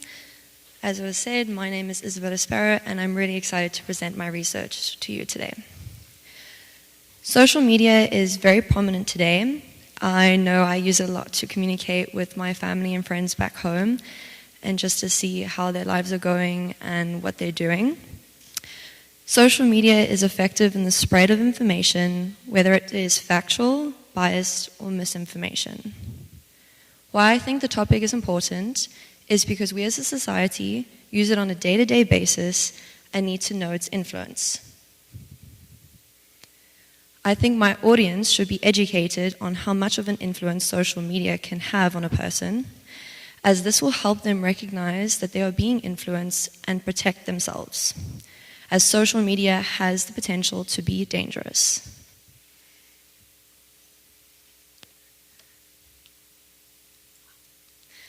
Okay, so to expand on my topic, I did a bunch of literature research on different types of concepts that was related to body satisfaction and what could play a role.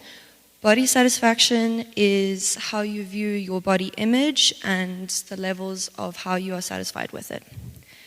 The first study that I did, or I found information about, was whether ethnicity plays a role.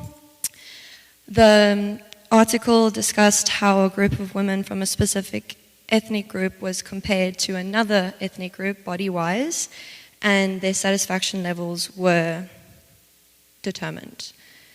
The limitations of the study was they only compared 2 ethnic groups. Meanwhile, there's a lot more than 2. The next topic was BMI. The article tested to see if subjects knew what BMI was before undergoing an investigation. This investigation was to see if the knowledge of BMI and the BMI system played a role in body satisfaction. Another concept that I looked into was religion. The article discussed and tested to see if religion plays a role in body satisfaction. They compared 2 religious groups to each other, and it was a very interesting result because they saw that there was a small role, but it was inconclusive because there were only 2 religious groups involved. Age is another concept that was tested. The article that I found tested to see how susceptible the youth is to influence on the app Instagram due to how much time the youth supposedly spends on social media. I wanted to replicate the study because I wanted to include older women and compare the 2 groups. The last concept that I will be discussing is country and culture. I did a study about this, and I found evidence in another study that was done within a Spanish population. I wanted to replicate this study because the study wanted to determine if culture played a role, as well as it had the effect of age. It also had a group of ages from 18 to 50. Cool. These were the research questions that I started off with. If the levels of satisfaction change due to being exposed to social media, if culture of a country the participant is from played a role, and if women, young women, are more susceptible to social media influence than older women. To test this, I gathered information from participants from a survey I created. I created a survey around the app Instagram because Instagram is the social media platform that is based off images and comments. It is now adapted to videos, but it was supposed to be made about predominantly images. I sent the survey out through social media. I sent it via iMessage, WhatsApp, and Snapchat.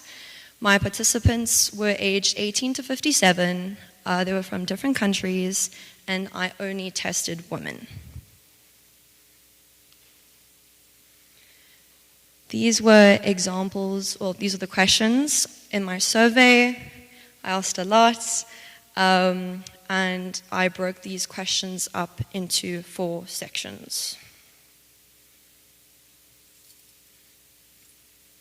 I also sent the survey through my own personal social media, so I sent it to my friends, my teammates, my colleagues, and asked them to send it to women that they knew.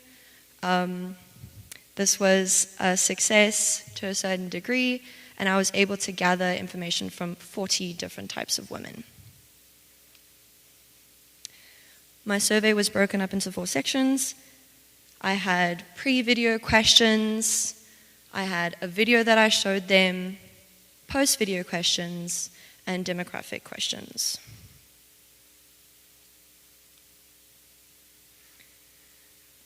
Let's see if this works.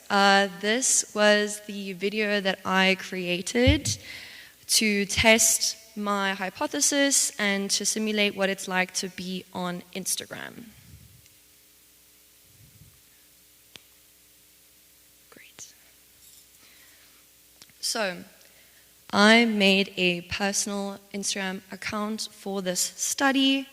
I didn't want any of my personal information or influences to come up within the study because of the algorithm. I specified within the survey that it had to be taken on a cellular device because due to this being a screen recording, it was going to expand to the whole screen of a cellular device, hence the replication of scrolling on social media.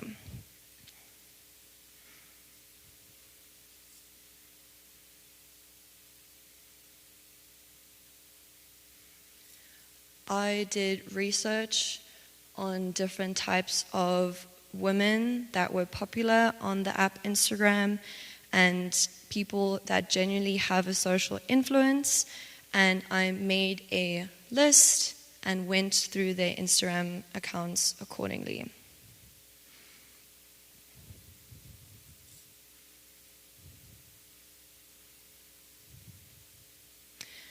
The video does not have sound because music and other sounds can create an influence over how you view something, so I didn't want my participants to have an emotional factor that played when they watched this video. I'm going to let it play for a little bit longer so you can see how the process of Instagram works and scrolling and how you are able to find other women through tagged images. Majority of these women are either models, influencers, artists, or actresses. I try to create a variety of different types of women, especially body-wise and ethnicity-wise.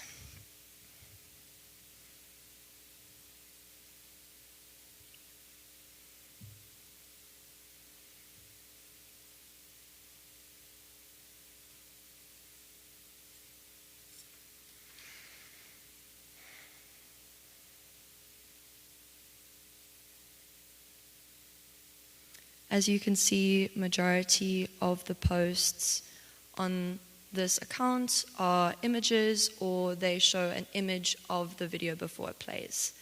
That was the replication of going to a tagged account and how you can find other women and have access to their Instagrams easily. None of my results were statistically significant, but some of these correlations were notable.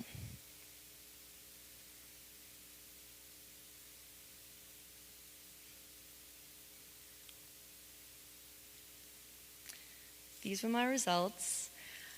There was a lot to sift through, but these were the correlations that I wanted to test and were used to support my, or not support my hypothesis.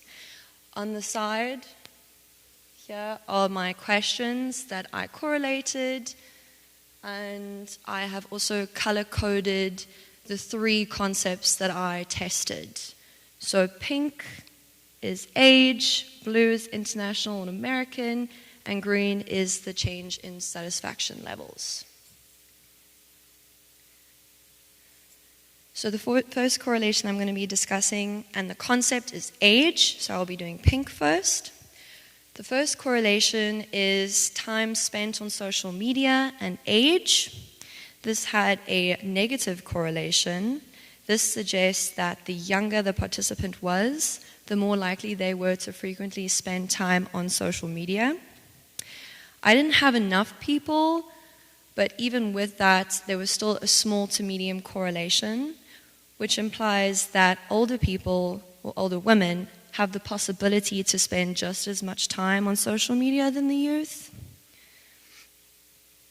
The second correlation that I did is better after the video, to see whether age and if they felt better after watching the video and doing the questions. Age. That was a negative correlation. This suggests that the younger the participants were, the more likely they were to feel better about their body satisfaction than participants who were older.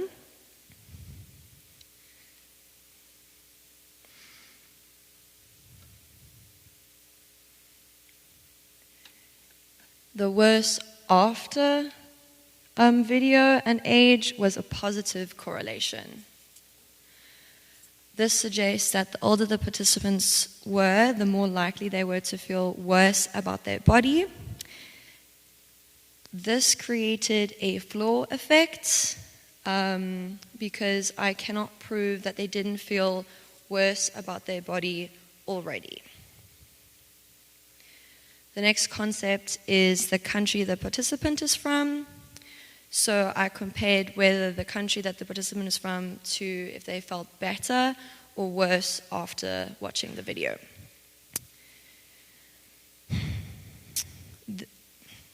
The participants that I tested had a positive correlation. This meant that Americans were more likely to feel better after watching the video than other international participants.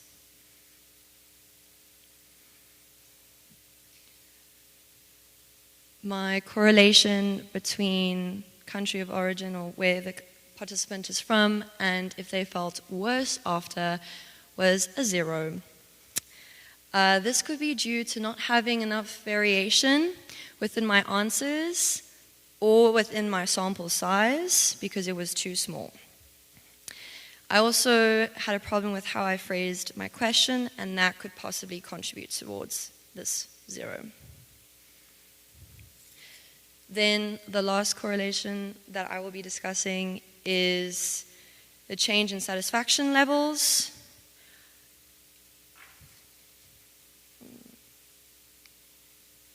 So the correlation happy pre-video and better after was positive.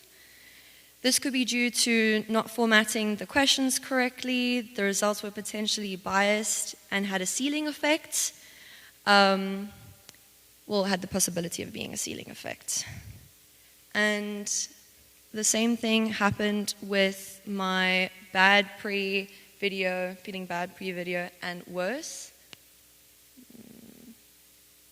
Also had a positive correlation, but again, due to how I phrased my questions and the answer options that I gave them, it could be possibly have a biased correlation.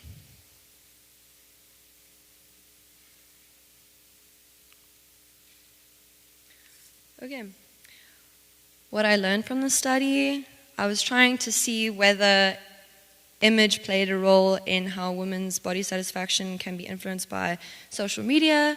I found that young women potentially spend a lot more time on social media than the elderly. Whether the culture of a country played a role, I found that Americans were more likely to feel better about their body satisfaction than international participants. And I wanted to test if age played a role in how women's body satisfaction can be influenced by social media. And then due to the results that I found out that more elderly women were not able to feel satisfied with their body. And the satisfaction levels, they were inconclusive because of how I phrased my question. My results were interesting because it displayed things such as older women potentially spend just as much time on social media as the youth, which is actually funny because the elderly are always saying you spend too much time on that phone. So that correlation has the possibility to bump that out. I could make this estimate because there was a small to medium correlation, and if I had a bigger participant group, I would have potentially had to justify my hypothesis better. My questions were supported because there was an effect on the specified group of women, but due to lack of variation in my sample size, the results weren't statistically significant. This kind of made sense because there were similar studies within my literature review that I did that had a similar result. Sorry. Okay. So, 3 articles that I will be discussing specifically was Media Portrayed Idolized Images, Body Shame, and Appearance and Anxiety. This article discussed how social media increases anxiety among the youth and how it can be influenced through social media. I wasn't able to measure the effects of social media, but I was able to test how much time they spend on social media compared to an older group, which had a small to medium correlation. Social media and body image concerns, current research and future directions. This article discussed how exposure can change the perspectives of an individual. I wasn't able to replicate fully due to my phrasing of my questions and my answer options. And then the last article, exploring the relationship between Instagram use and self-criticism, self-compassion, and body dissatisfaction in the Spanish population, observational study. I wasn't able to compare results from the study with mine due to the answer options and the lack of variation, and to determine what population came from what.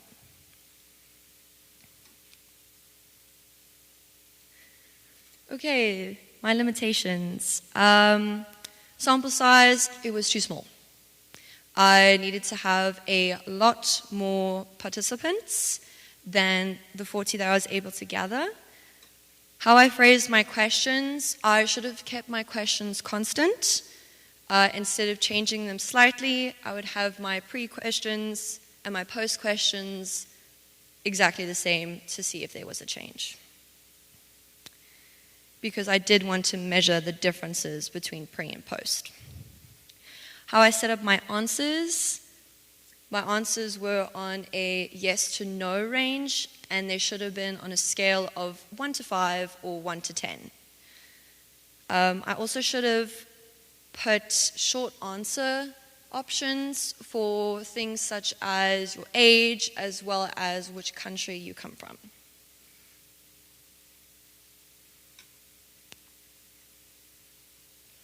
Future research, I want to get a larger sample size. I will start my research and investigations early, and I will expand to using social media as a better app and actually sending it out to different forms of women and different groups, as well as reaching out to other universities.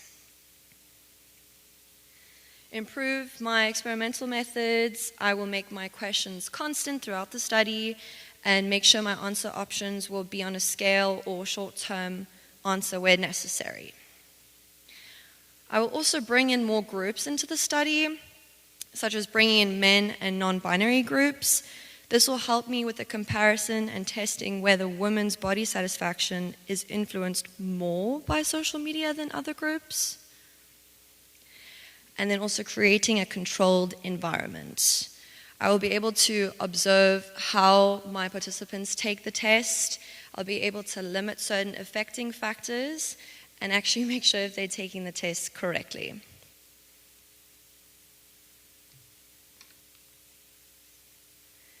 Does anyone have any questions? My resources. Thank you.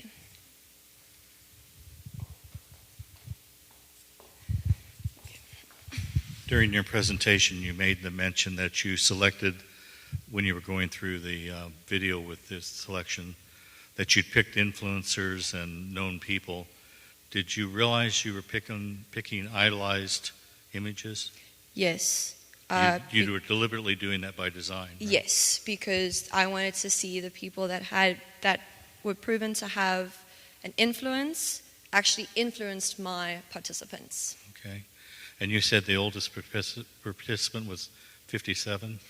Yes, I was quite limited with the people that I was able to send it Right. to. I would caution you. You made a comment earlier during your summary.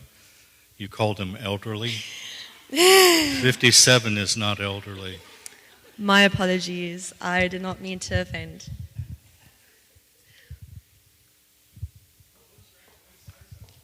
Pardon? How many subjects did you actually have? I didn't catch that. Subjects, 40. 40, okay.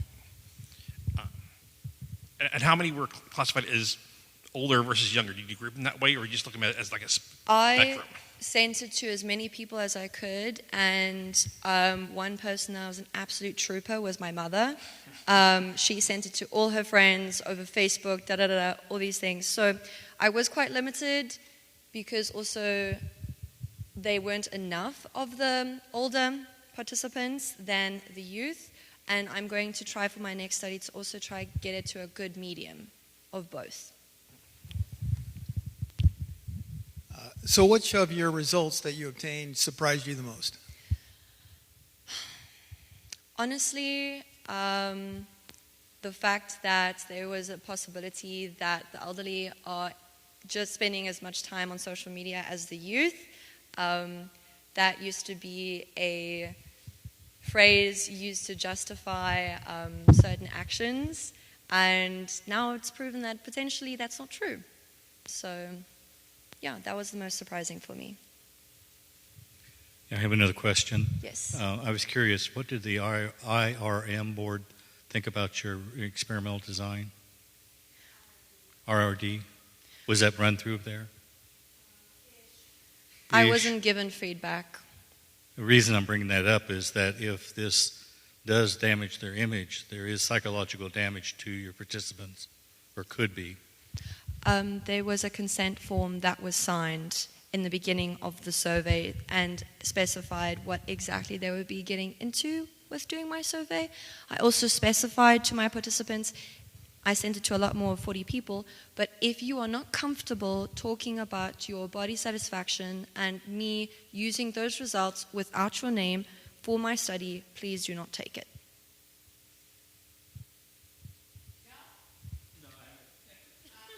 I want her to have appreciation that she could, in fact. I just want her to be aware that she could, in fact, psychologically injure her participants, even if they signed up for the consent form. More sensitivity to that is what I'm saying. Yes.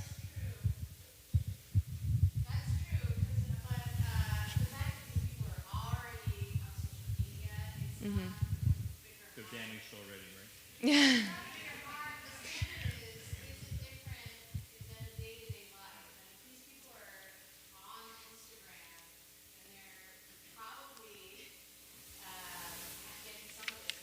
Yes. One of my questions were, do you have the app Instagram? And there were only, to my knowledge, 4 people that said no, but they were still aware of Instagram. Thank you so much. I was wondering, you've probably read Jonathan Haidt's work on this subject, right? He's covered quite a lot of this in a. I was wondering, number one, if you had and what you think of that, how your work would build off of that, and maybe most important, like, I thought it was so strange and surprising. Why would people feel better post-video? Could you speculate on why that might be? Yes, I'm not aware of the work that you're speaking about, but I would love to know more about it. So please can we have a conversation after this? So, better was terrible phrasing of my questions. I should not have said if they felt better or worse. I should have kept the question the same of if they feel happy or bad about their image. I thought that was your conclusion, that your measurements before the video about body satisfaction, Yes, and no, then your that measurements was- that after was- showed an improvement. Yes, no, that was, I could not actually make that difference. I couldn't make that difference as of then because I needed to get a different measurement. We're playing charades. But I can, yeah. Okay, so the floor effect, which was common for me, was if one thing is negative, there isn't to say that it can't be negative prior. So there could be a pre-established emotion or how they felt about a certain topic. And the same thing with the seeding effect. Just because it says that it's positive or they feel better now doesn't mean that they already didn't feel good or better about themselves before my study or before the video. Yes. Any other questions? Oh. Thank you, Isabella. Okay.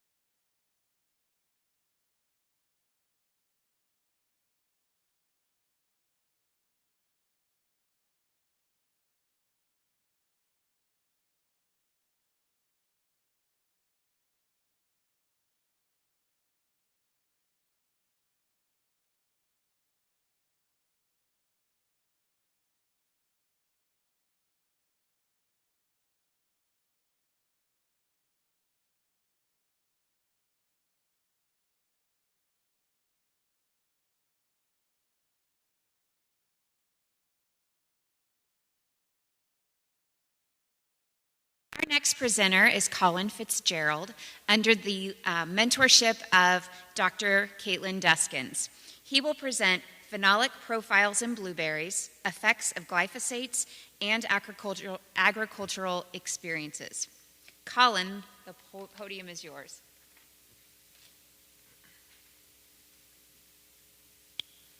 All right, so as she said, my name is Colin Fitzgerald. I'm going to be presenting the phenolic profiles in blueberries and effects of glyphosate in agricultural practices. Phenolic compounds are secondary plant metabolites. These are molecules found in plants that are not responsible for growth or reproduction, but have other important roles such as protecting against stress, pathogens, and UV radiation. Phenolic compounds are characterized by their phenol rings. You can see the structure of gallic acid over to the right. A phenol ring has a benzene ring with alcohol functional groups. This is the hexagon shape with the double lines and the single lines, and the alcohol group is the OH coming off, an oxygen bonded to a hydrogen. The double lines represent double bonds where the carbons share 4 electrons, and the single lines are single bonds where they share 2 electrons. These compounds are found in many plant-based foods such as fruits, vegetables, tea, and wine.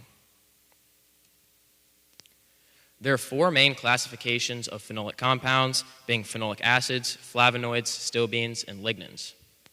Mostly with my research, I study phenolic acids as these have the simplest structures and are the easiest to study. So we study phenolic compounds because they are regarded as some of nature's best antioxidants. What an antioxidant is a good free radical quencher. Free radicals are unstable molecules that occur inside the body as byproducts of metabolism. These free radicals cause damage to cells, protein, and DNA through a process known as oxidative stress. Oxidative stress over time has been linked to many chronic diseases such as cancer, cardiovascular disease, and neurodegeneration. In the diagram to the right, we can see a common type of free radical known as a superoxide radical. You can see in the diagram that dots and lines represent electrons. Every electron has a pair except for the one highlighted in red. This represents the free radical. The free radical acts as a rogue agent that will take down anything in its path going throughout the body to get an extra electron. The interesting thing is when a phenolic compound donates an electron through its hydrogen atom, it actually does not become unstable. This is due to a process known as resonance. The way resonance works is the free radical can be shared across many different sites all at once by spreading the electrons around. You can see down at the bottom is an example of resonance where this phenolic compound is sharing the free radical across 4 sites all at once. Phenolic compounds are also regarded as great anti-inflammatory agents. They show anti-inflammatory effects by regulating cellular signal pathways and inhibiting pro-inflammatory mediators. More recent studies that have come out within the last year have shown that phenolic compounds can mitigate some of the negative effects of microplastics. My particular interest lies in how agricultural methods affect the production of phenolic compounds. There is a well-known and well-studied pathway in plants called the shikimate pathway. This pathway is responsible for producing aromatic amino acids known as phenylalanine, tyrosine, and tryptophan. All of these aromatic amino acids are precursors in other pathways that produce the phenolic compounds. Phenylalanine alone is a precursor to 8,000 different phenolic compounds. A common herbicide ingredient known as glyphosate comes into contact with an enzyme known as EPSP synthase, which inhibits the shikimate pathway. So theoretically, different types of foods that have come into contact with glyphosate would have less phenolic compounds. For this reason, I chose to study organic versus non-organic blueberries. We chose blueberries because berries have been shown to be very high in phenolic content, and we wanted to keep it simple by studying one type of food, so we went with blueberries. Most of the literature recommends studying freeze-dried blueberries. This is because the process of removing the excess water does not include using excess heat, and phenolic compounds are likely to degrade when they are exposed to excess heat.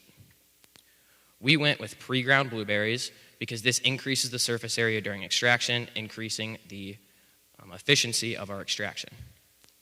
One limitation that we had during our studies was that we were unable to get information about the species, location, or any pesticide and herbicide data from North Bay Trading Co., where we purchased the blueberries. In order to extract the phenolic compounds, we chose a process called sock slit extraction. In the sock slit extraction system, we have our blueberries, or our samples, in the middle compartment. And we have a polar solvent down below. We chose to go with a polar solvent because in chemistry, like dissolves like, and the phenolic compounds are polar, so the polar solvent will dissolve the polar compounds. The polar solvent is heated up down at the bottom, and the vapor travels up into the condensing chamber up at the top. In the condensing chamber is circulating cold water, which cools the vapor back into a liquid, where it drips into the middle compartment with the blueberries. This should theoretically dissolve our phenolic compounds, and once the liquid reaches a certain point, it siphons back down into the bottom chamber. From here, we need to dissolve our solvent out of our solution so we can get our extract. At first, we would set the solution out and let it dissolve naturally, but this process took about 2 to 3 weeks, and we were getting mold growing on our solvent. In order to counteract this, we use a process known as rotary evaporation, where we hooked the round bottom flask up to a system that spun it and removed any atmospheric pressure, creating a vacuum so the solvent could dissolve off at much lower temperatures.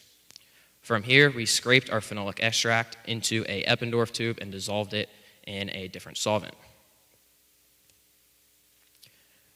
To analyze our extracts, we use the Fallen-Siaceltoe reagent assay, or the FCR assay. The Fallen-Siaceltoe reagent includes molybdate and tungstate ions, and when donated an electron, they change from a yellow to a blue color. This color change can be measured using a process known as spectroscopy, which shoots wavelengths of light through the sample and tells how much is absorbed, giving us a quantity known as absorbance. We can do this on a larger scale using a 96 well plate shown here in the picture. One issue that we ran into when analyzing our samples was there was bubbles being created due to the release of carbon dioxide. To counteract this, we experimented with different concentration, incubation techniques, and mixing with our micropipettes. We ended up settling on a 50% reagent and a 40 degrees Celsius 15-minute incubation before analysis. Another way in which we counteracted the effect of the bubbles was we took an average of 9 scales of each well and then found the standard deviation and used the Grubbs test to remove any outliers. From here, we calculated the average of the 9 scans to get a value for absorbance. The absorbance did not tell the whole story, though. We wanted to know how much phenolic content this equated to. To do this, we took known concentrations of gallic acid and got our measurements for absorbance using the FCR assay. We plotted the concentration against the absorbance, giving us a gallic acid standard curve, in which gave us a line of best fit and an equation we can plug in our absorbance values into to get our total phenolic content in terms of gallic acid equivalents, or milligrams of gallic acid per milliliter of solution. Another way we sought out to analyze our samples was high-performance liquid chromatography, or HPLC.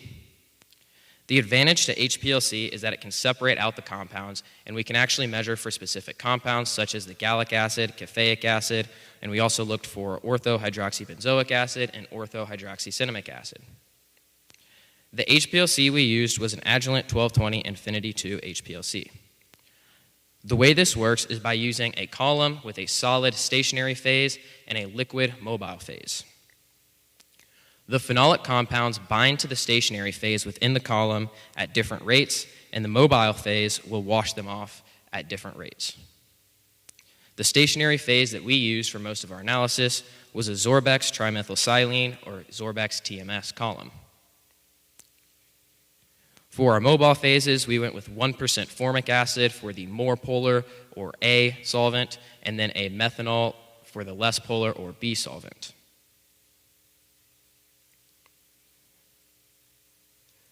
We start with a higher concentration of the more polar solvent and move to a concentration of the less polar solvent. This is known as reverse phase chromatography, and it is helpful for separating out the more polar compounds first and the less polar compounds that are more likely to bind to the stationary phase later. After the compounds are eluted from the column, they come out into a diode array detector, or a DAD. This uses a similar process as spectroscopy, giving us a value for absorbance.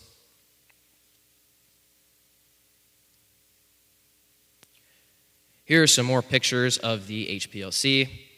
To the left is a picture of the inside of the HPLC. We can see where our samples and standards are right here. Those are picked up by that claw you see there, moved over to the injector to the right, which injects them into the column, which is shown down here. The column is kept in an oven, which we kept at 35 degrees Celsius during the process. After the compounds are eluted, they move down to the bottom, which is our diode array detector, and we get our quantities for absorbance and our elution times. In the middle is a picture of a standard column, and to the right is one of our samples.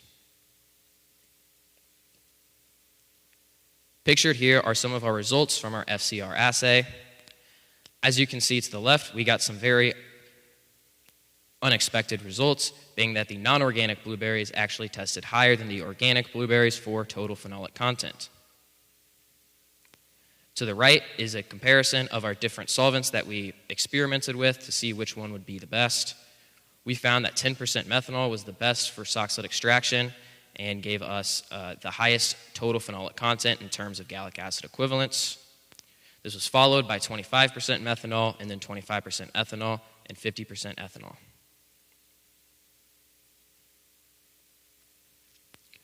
We did not obtain any definitive results from our HPLC. Up at the top is the last chromatogram we got at 270 nanometers. You can see there is some elution of a certain compound from 12 to 15 minutes, a different one from 15 to 20, and then some very small signals from about 20 to 42 minutes. At the bottom is a picture of a better chromatogram, which came from one of our samples, being caffeic acid. This gave a very strong and definitive peak at 7 minutes. Ideally, we would have gotten a peak at 7 minutes from our other chromatogram, and if it matched up with the caffeic acid, we could have quantified this using area under the curve and gotten a total phenolic or a total measurement of the caffeic acid. So the most impactful and statistically significant results that we obtained was that 10% methanol was the most effective solvent for soxhlet extraction using the FCR assay. This is because we spent a lot of time doing this and used a lot of different samples, so we had a very large data set, and that showed that we had good results. The finding that non-organic blueberries showing higher phenolic content than the organic blueberries is very preliminary, as we only ran 8 total samples. We did 4 samples for each type of blueberry and 2 extractions for each sample. The biggest limitation and likely source of error in any of this data is that we were unable to obtain the species or location of any of the blueberries. This has a large effect on the phenolic content in each blueberry, and so obtaining any of that information or any information on the herbicide and pesticide data would have been very useful. Similarly, since we only did 2 extractions for each type of blueberry, it is possible that some of the hot plates were set to the same setting but had different temperatures, could have resulted in some phenolic content degradation and some inconsistencies in the data. Also, the rotary evaporation system I mentioned commonly had overboiling problems where we did lose some of our extract. One other limitation to the impact of this data is that soxhlet extraction is a slightly outdated method. More of the research today uses different techniques such as microwave-assisted extraction, hydrolysis techniques, and homogenization techniques. We did experiment with some acid and base hydrolysis for the phenolic compounds, but that did not make it out of the experimental phase. Similarly, FCR is also somewhat outdated, as other assays such as the FBBB assay are more effective at testing for only phenolic content, and the FCR has a little bit of chemical interference with other compounds such as ascorbic acid. Although these findings are preliminary, it could prove very useful if our findings do hold to be true that non-organic blueberries do test higher than organic blueberries due to the fact that this would be very unexpected. The biggest limitation when running our HPLC is that we kind of had a lack of time and didn't have enough time to really develop our methods. The biggest thing that I would have experimented with if I had had more time was using a different solvent to dissolve our extract in. We only use 10% ethanol, and the solvent that you dissolve your extract in has a big effect on the properties of that extract, meaning that the stationary phase and mobile phase interactions are very affected by what you dissolve it in. We only use 10% ethanol, but we could have practiced with maybe some water or 10% methanol or different concentrations. Another variable worth investigating would have been the stationary phase, what the phenolic compounds bind to in the column. We really only used a C18 column in the Zorbax TMS column, but when we tried a phenyl column one time, it showed very promising results until it started leaking and the instrument shut down. Unfortunately, these columns are very expensive, so we were unable to obtain another one, but if we could obtain another phenyl column, this could prove much better results for our HPLC. Other columns, such as hexyl columns, are also used in the literature. Phenolic HPLC research has also been done with other mobile phases other than formic acid and methanol, as acetic acid and acetonitrile and nitric acid have also been used. Similarly, I mentioned using different extraction techniques, such as homogenizations, microwave-assisted extraction, or hydrolysis. In conclusion, 10% methanol extracts are the most effective at providing high total phenolic content from the FCR assay. Non-organic blueberries yield higher total phenolic content than organic blueberries when testing with the FCR assay. However, these findings are preliminary. Further method development is needed in regards to HPLC separation of phenolic compounds. I would like to acknowledge my research partners, Anthony Gilpin, Brock Wiley, Cade Ruffner, Matthew Brummer, and Sawyer Mulhoran for the help throughout their process. I would also like to acknowledge my research advisor, Dr. Caitlin Deskins, for her mentorship and support during my research. I would like to acknowledge BASF Corp., which donated all of the columns that were used during this study, the Title III grant, which was helping in purchasing the HPLC machine, and the Quest Center, which gave us our money to purchase our standards and our samples. Here are my references. And I would like to open the floor for any questions.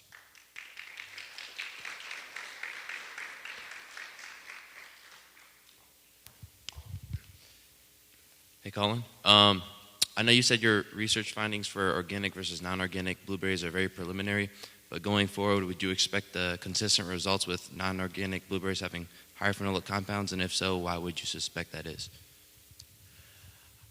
Due to my knowledge, all I know about the production of these phenolic compounds is the shikimate pathway, and there is sufficient evidence showing that glyphosate does affect these. I think due to the fact that we cannot find the information about the species and location, I think that if we did have the same species, same location, one sample affected with glyphosate, one not, I think we would find the results that we were hoping for. Yes, have you considered that the labeling of the non-organic, organic was either done by accident or deliberately because they couldn't give you the quote pedigree of the source of where they came from? I had thought that. I think that's the less unlikely rationale, but I think it's unlikely that that is the case. I believe that they probably test every so often for those just to make sure, the USDA, but I have thought about it. I can't say I haven't.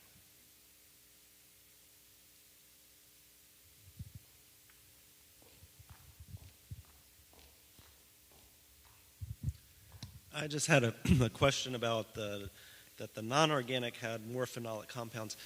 Could that potentially be pesticides? I don't know much about pesticides. As in the pesticides are interfering? Phenolics. Yeah, that could be. I haven't looked into that. That's an interesting point. I really have no idea. It's just like, oh, well, maybe that's why they have more. That would definitely be worth investigating if the herbicides or pesticides do contain phenolic compounds in them. That would be something that could skew the results. Any other questions? Thank you, Colin. Thank you, guys.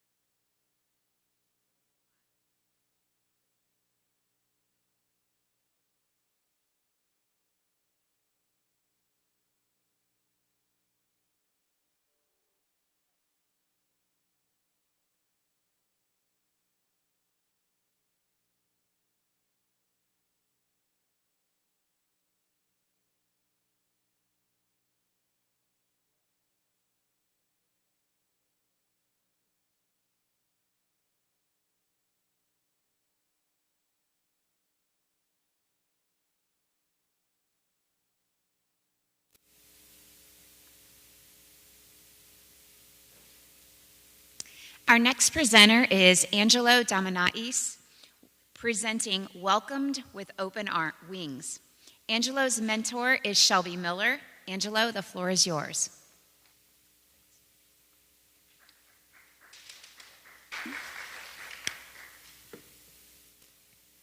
Good afternoon, everyone. My name is Ron Angelo Pasamonte Dominais. It's a bit of a mouthful there. But anyways, thank you, everyone, for being here.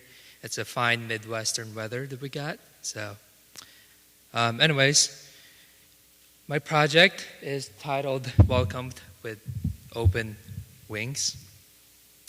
And so Quincy City and Quincy University was at first a place as a means to an end for me. I wanted to be here to get all of my pilot licenses and to get my degree and then leave, and that's it. But as I continued to take initiative of my own life and, appreciating everything that I have around me, I quickly realized all of the good people that were around me. All of my fellow students, my teachers, and the QU faculty members. I knew that I had to do something to add in my cut of work. Even if it's something small. And so I took time to research what I could do, and I figured out that it had something to do with bridging a closer path between the Quincy aviation side of things with the airport and the Quincy University as a whole. Because I do think that there's still a lot that both sides could continue offering for each other. So now that I had a goal, I committed myself to my research as to why our aviation department is worth all of this time and effort that Quincy University has already given it. To put into perspective, many schools still this day, no matter how big, is failing to maintain their aviation department. So I'm pleasantly surprised that Quincy University is able to do something as miraculous as continue their support for the aviation department. So that's the parameter that I was working with. I also wanted to set my academic symposium project apart from the others. I wanted mine to feel alive. I wanted my project to showcase a continuously progressing project. And so far, that has been a success too.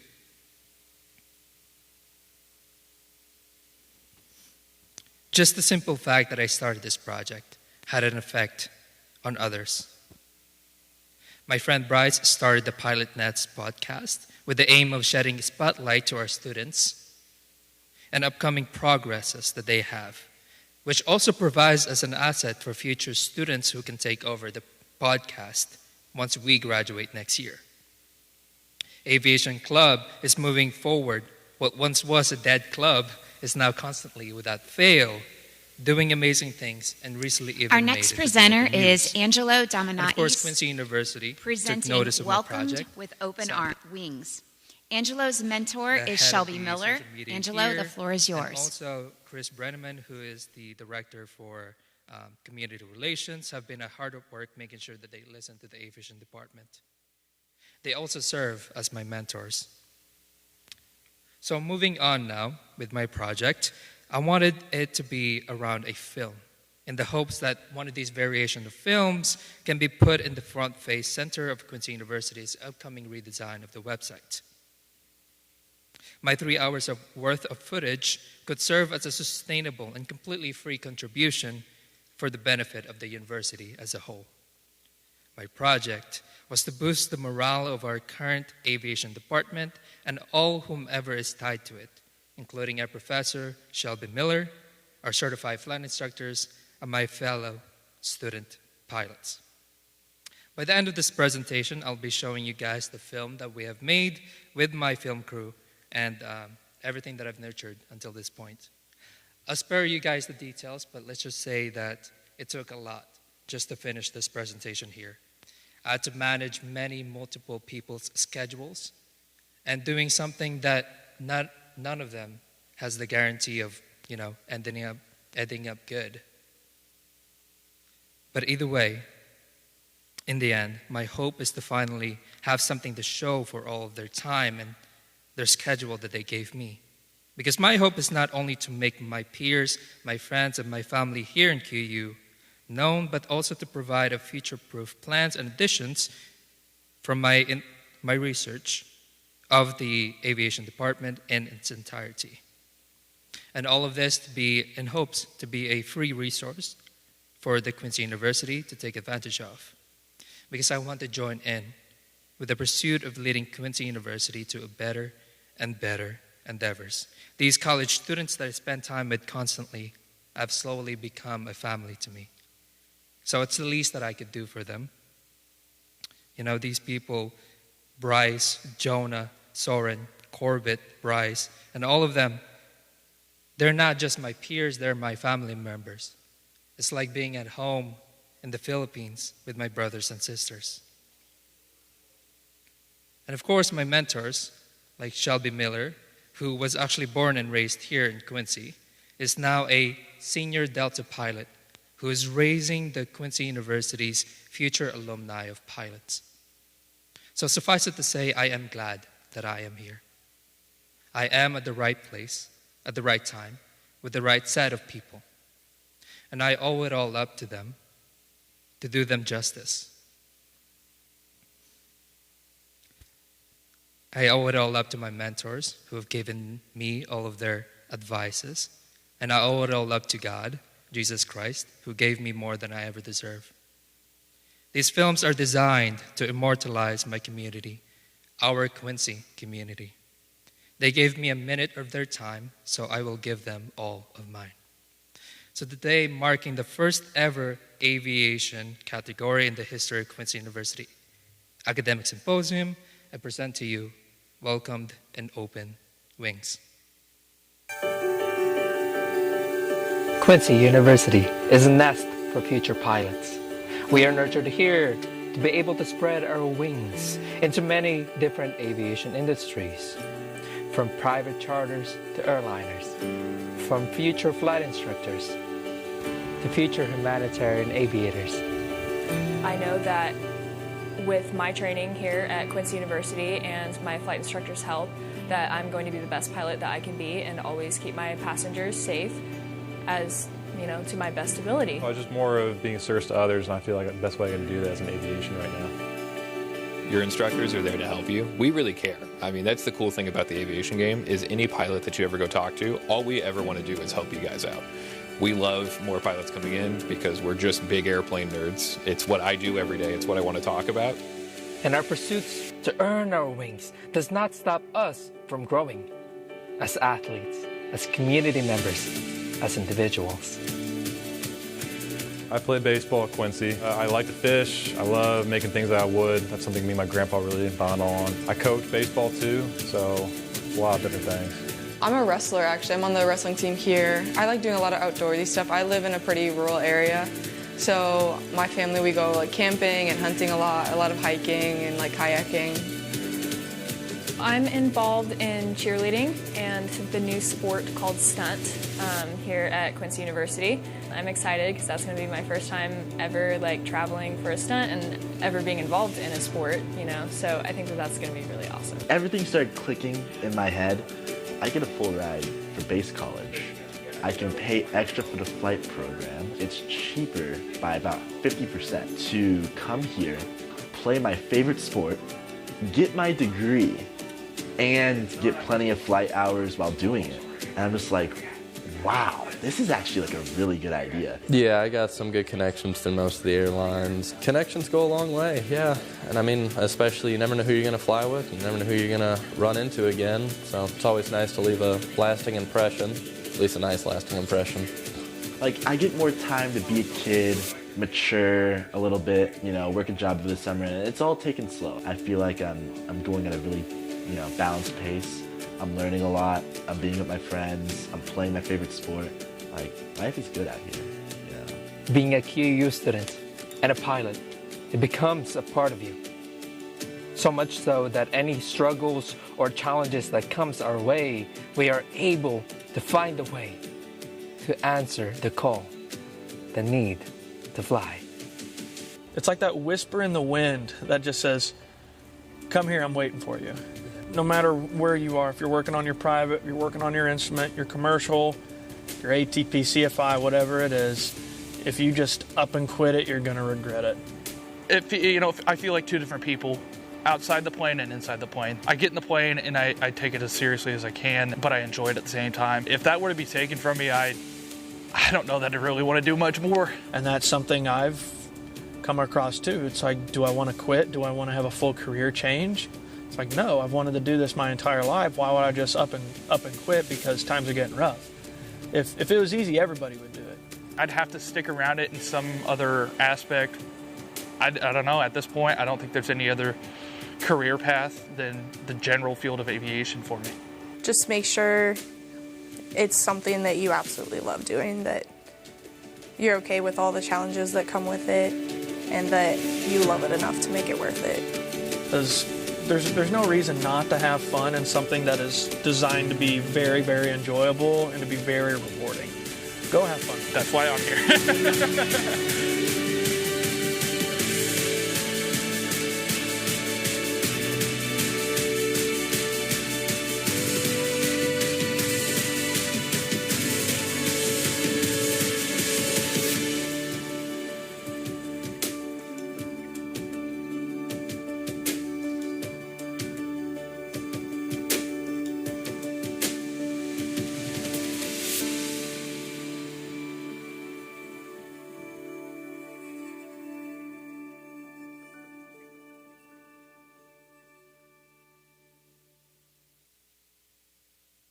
All right. Quincy University has been able to give us a lot that no other school has been given us, which is freedom to do what we do and what we love. You know, aviation is more than just a study area for us, it's our life. So this may be the end of my presentation, but it only is the start of many projects. As I mentioned, I wanted my submission to be set apart from the others in a way that my project feels alive and never-ending. If done right, the Aviation Club could do many, many things, like meeting the mayor of the Quincy city, meeting the airport director, visiting the Nab Hyde hangar at the airport, and many other endeavors that the aviation department as a whole plans to do. And all I want is to be a part of it, and to help them accomplish it. So suffice it to say, this project is not done. This project and this academic symposium submission is just the beginning. There's still much left to be done, but for now, I say that we are all in for QU. And I'll answer any questions if you guys have any.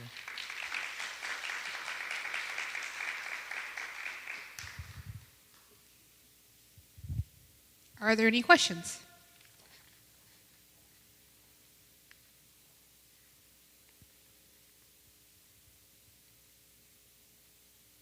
Thank you, Angelo. Thank you very much.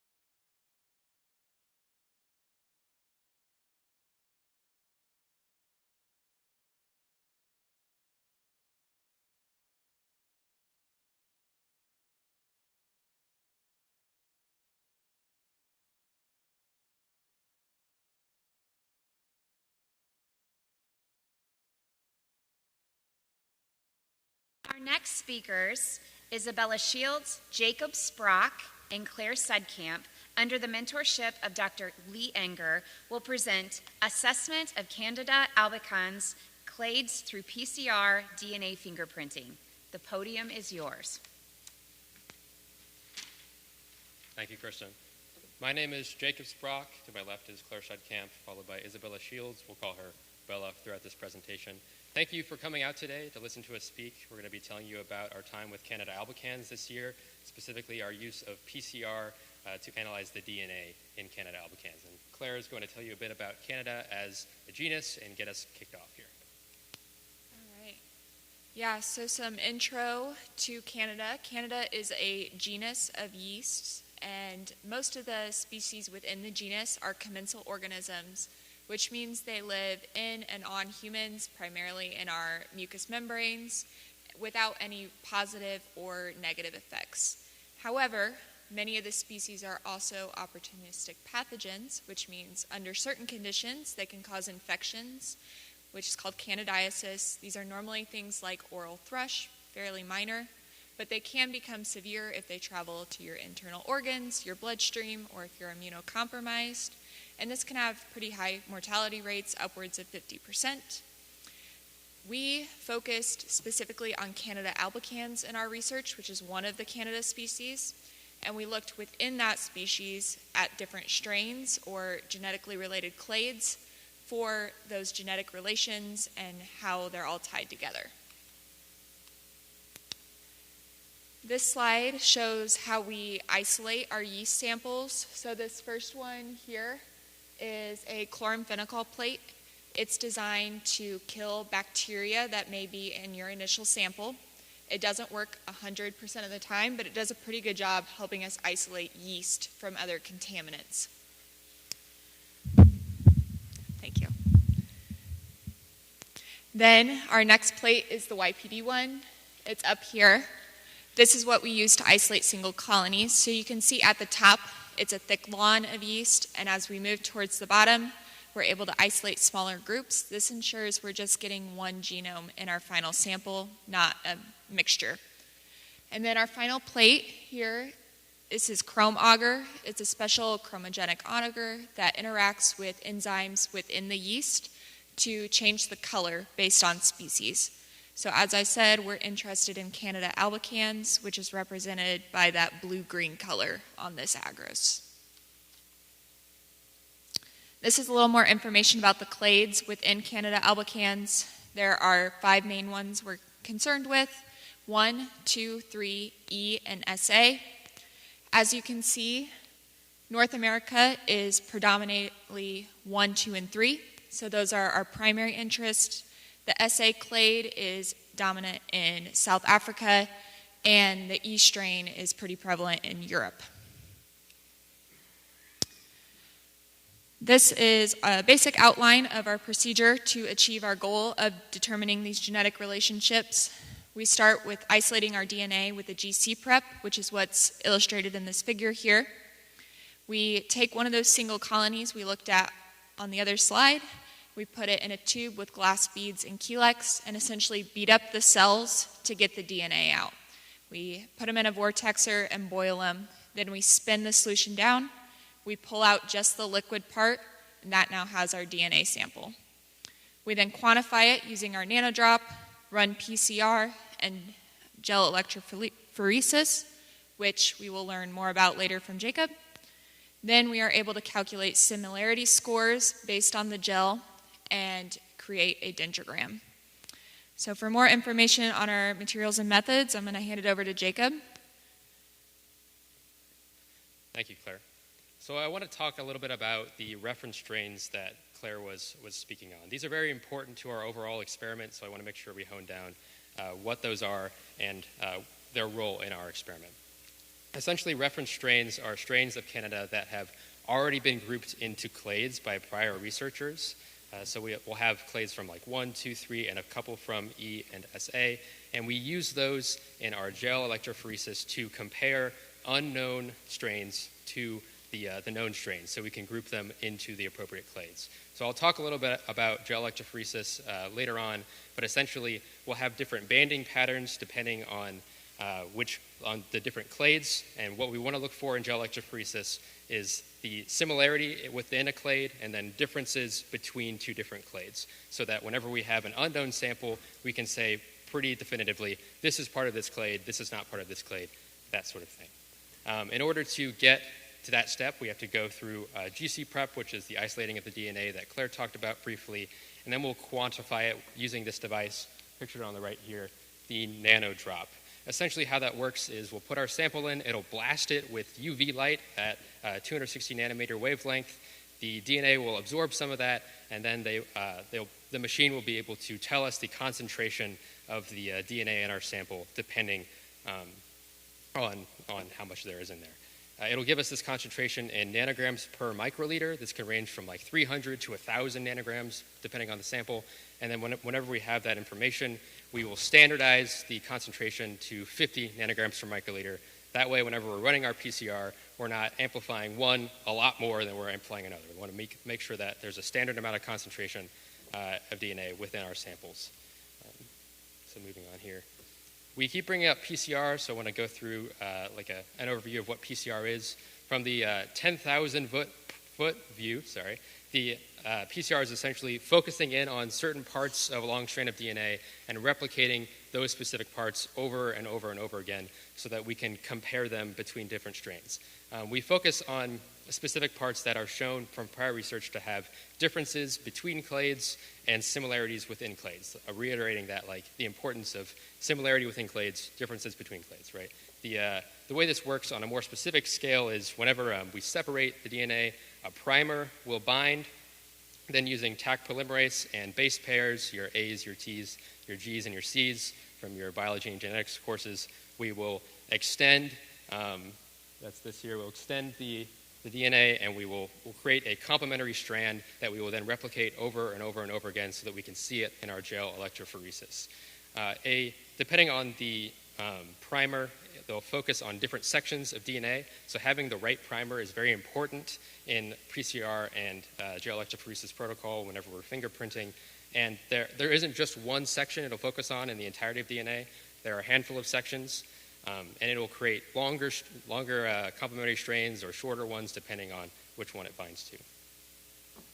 So I mentioned a little bit about the elements of PCR that we utilize. So we have our DNA is most important, then we have our primer, we have our Taq polymerase, we have our base pairs, which are called DNTPs, and normally we also have a buffer in there to make sure that the conditions surrounding the DNA replication are consistent. We have the same pH, we have the same amount of magnesium, which is important for DNA replication. So PCR is a logarithmic function, so depending on the number of cycles that you put it through, the number of times you repeat the recreating of that DNA, you'll have more and more and more to a factor of 10. So we really need to optimize the number of cycles that we go through. And Bella will go through the way that we did this later on, but we don't want too few cycles because then it'll be really dim in our gel electrophoresis. We don't want too many because it'll be too bright and we can't differentiate between banding very well. We want this Goldilocks, this just right amount of cycles. And as I said before, depending on the primer, you'll amplify different sections of DNA, and that can produce different banding patterns in gel electrophoresis, which we'll talk about here momentarily. So I keep bringing up the primer in PCR. Our primer is M13. We utilize this primer. It's based on previous research we've gotten from other sources. And also, based on last year's research, we found that it is much better at differentiating between Canada albicans than these other two primers that we use, the primer set, the 1245-46, and the 1251. They were all streaky. They didn't look very good. It was all muddled results. So based on last year's research, we decided to use M13 as our primary primer. These are all the codons found in M13, so that the complementary codons on DNA is where it will bind to. Here is our PCR machine. Essentially, we'll put our little PCR tubes with all of our elements into this metal part here.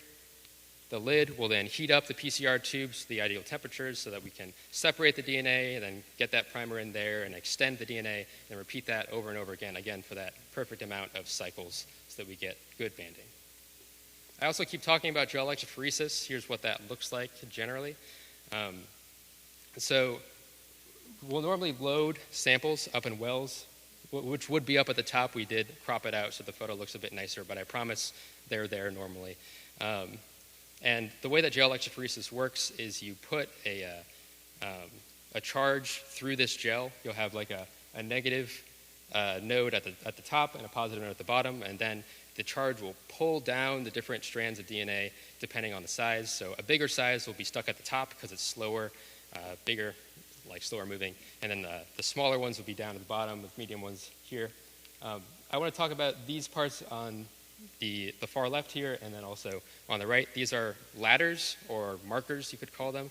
Essentially, these contain known sizes and amounts of DNA, so we have a reference for how big each of these bands in the center are. So like if I were to say an arbitrary number, say like here is like 500, then we'd say around here is also 500. That's the purpose of those, like having more references. And Bella's going to talk a little bit about the gel electrophoresis that we did throughout this year and the results that we did and how we altered that process. So Bella. Thank you, Jacob. So this is the first gel that we ran. It's important to note that these are all reference strains, meaning we got these from other research, and the research put these into clades, and then we are using it here as our template. What we want here is we want reproducible, consistent results. That way we can use these clades in order to, when we use the student strains, to look at it and say, oh, this kind of looks like, say, clade 1 is probably a clade 1 Candida albicans. So we're going to use it to help identify in future research. So this is our first gel, as I said. While it is okay, it's not the best. It is rather dim, and as Jacob said, there's a couple things that we can do to help get better gels. One of the things that we looked into is changing the number of cycles that we used in PCR. This is specifically what Jacob said.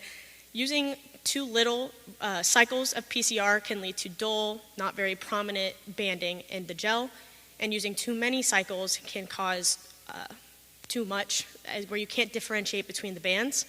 So we're going to use that to try to troubleshoot and see if we can get the Goldilocks of PCR cycles.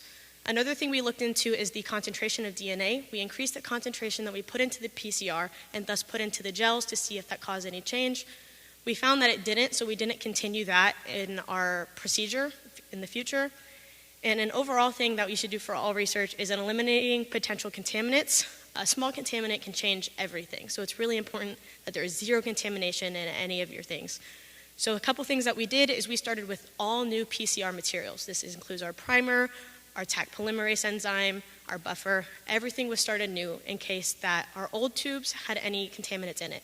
Another thing we did is we used Sigma water instead of Fisher water. These are both molecular grade waters that we used, but our Fisher water had shown to have some contamination in it, so we used Sigma water to try to eliminate that.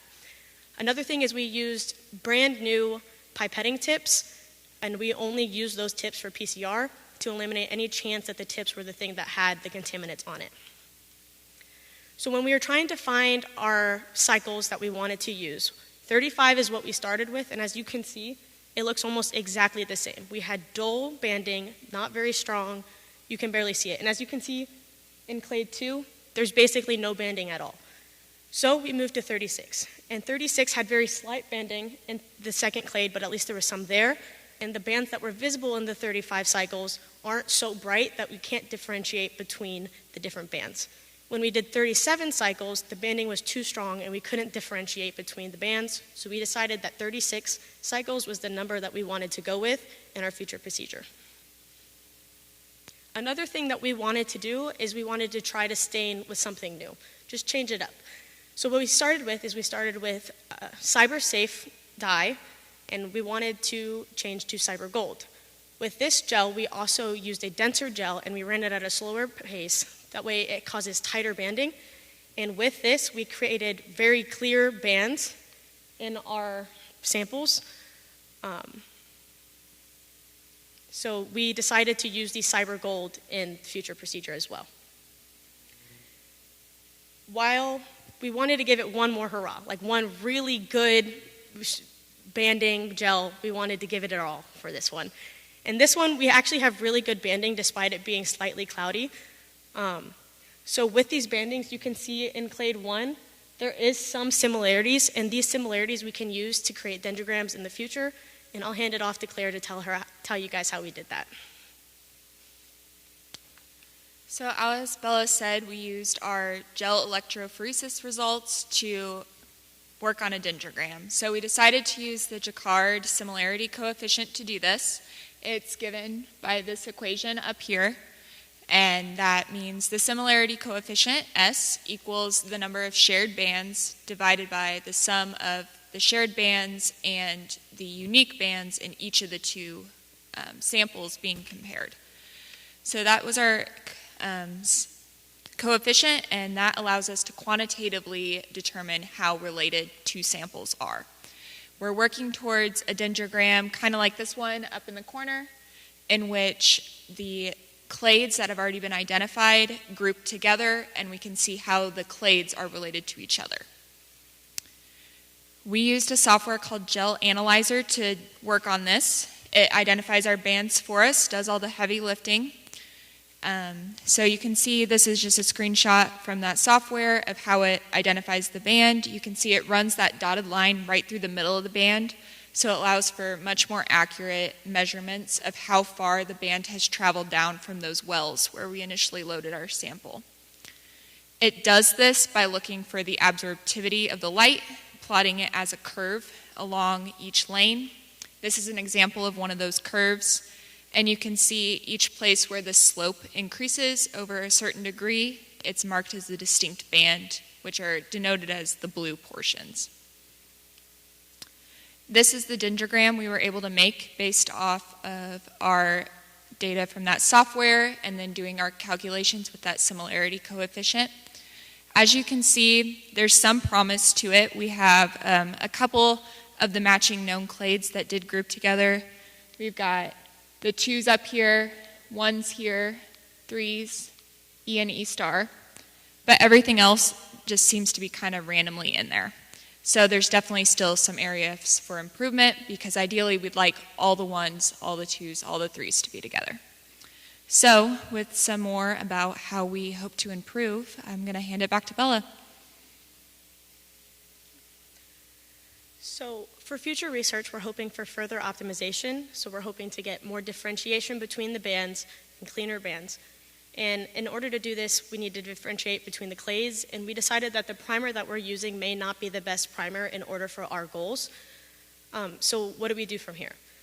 We can expand our horizons. We can either create a new primer instead of M13 that is specifically for our results, or we could go back to the literature and see if there's a primer that somebody else used that worked for them and continue with our research in that field. And we can be more ambitious with sampling. That means getting more samples from a wider variety of people instead of just the ones that we have been getting from. Another difference that we could do is difference in DNA fingerprinting methods. As an example of this, instead of DNA extracting, we could take a colony from the YPD plate and put it directly into the PCR and see how the bands come from that. Or we could also purify the DNA by using DNA purification columns. Right now, our procedure is rather simplistic, and these are other things that we can do within our practice range, field range. Yeah. I'll hand it back to Jacob to close us off. Again, I want to thank everyone for showing up. We really appreciate you being here. Special thanks to our other researchers, McKenna Ham, Dane Small, and Ella Wolfard. Thank you to Dr. Deskins for putting on this symposium every year. It's always a delight to be here and to get to talk about the things that we do in the lab, so thank you for that. Thank you to Dr. Coelho. He helped us maintain anonymity with our samples from our students. And on that note, thank you to the student volunteers who gave us samples, because thank you for letting us look at your saliva, essentially. And one special thank you to Dr. Anger for your hard work and dedication. Without you, we would not be able to do any of this. Here are some of the works we used in this presentation and for making our protocol and source literature. Are there any questions?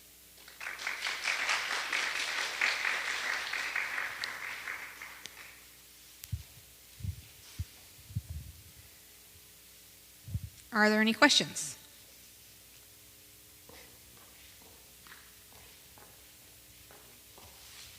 Hi, thank you. Just remind me again, how many individuals did you take samples from? So this year, we were primarily working on making our procedure as best as possible. We were primarily using the reference strains. So we have samples from like hundreds over the years of samples, but we did not, because we didn't fully iron out the kinks until towards the end of the year, we didn't get to compare the student samples yet to our reference strains. Okay. That's in our future incentives here. Yeah, that's fair. Did you have any issues with primer dimers as you were? Do they know primer dimers? Not specifically that we noticed, but could be. I mean, we did think of that in some of our first bands when we had little to no banding. We definitely considered that, but we didn't change much about our primer, and then we got bands, so I don't know that that really was the issue. So, All right. Thank you so much. Yep.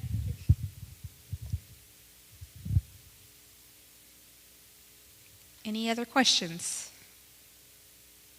All right. Thank you, Claire, Jacob, and Bella.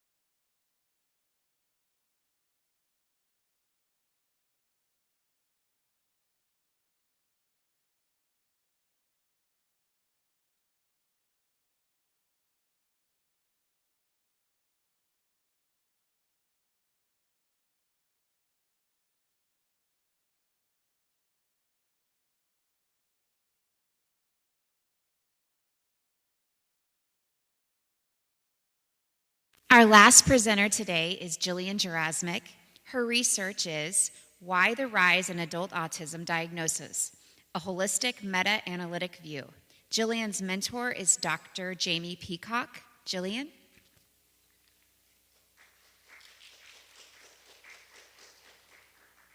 Well, good afternoon, everyone. I know it's been a long day, but I promised to make this interesting. So, I researched and I did a meta-analysis. So, let's get started.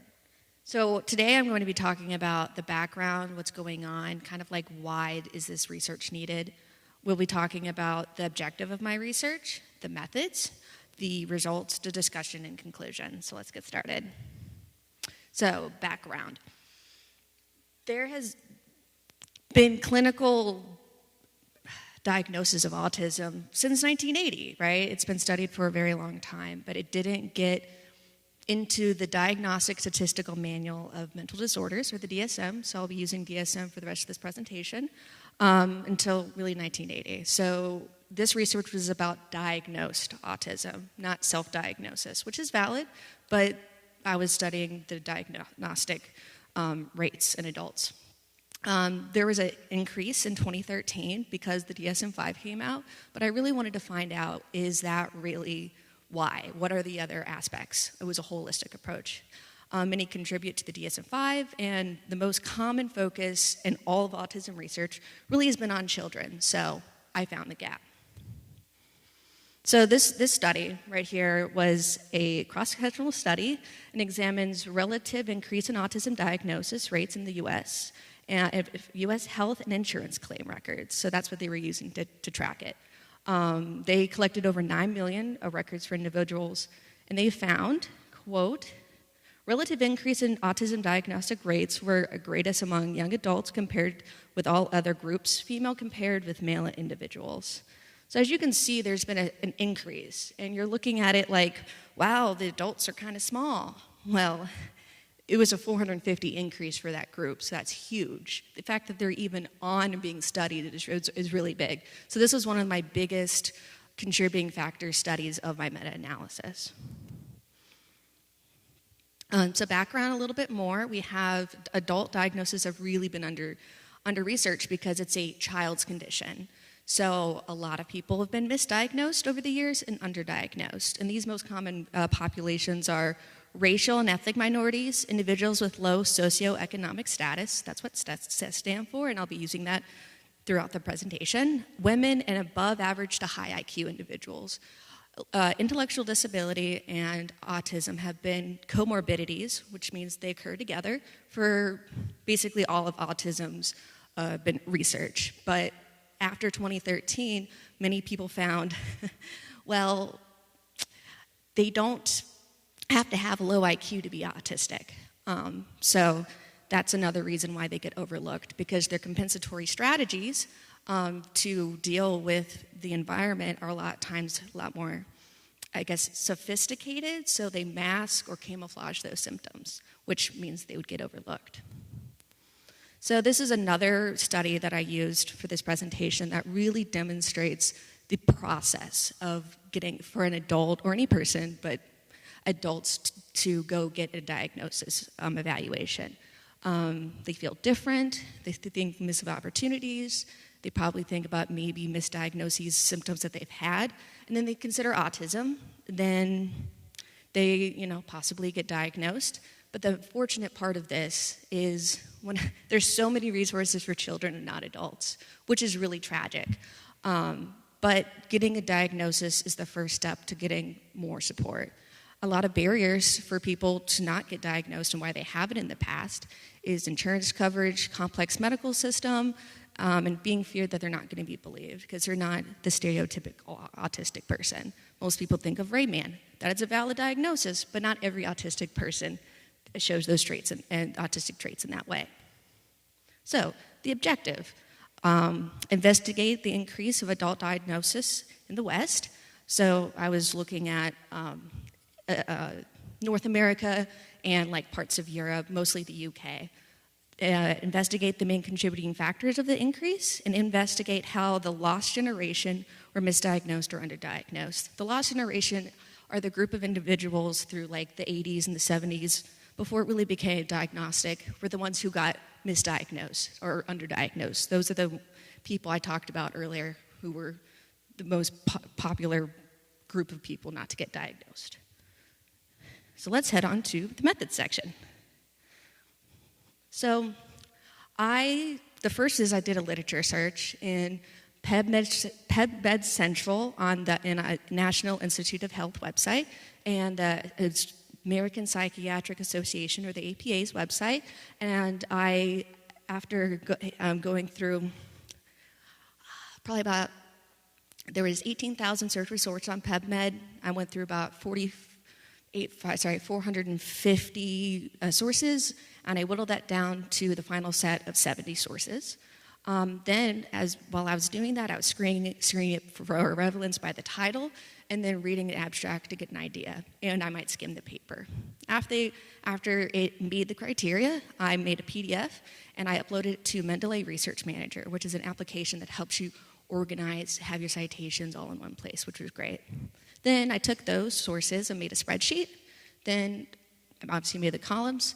After I made the columns of what I wanted to look for, which were purpose, themes, total count, all of those, I extracted sources and then coded the themes after reading the sources.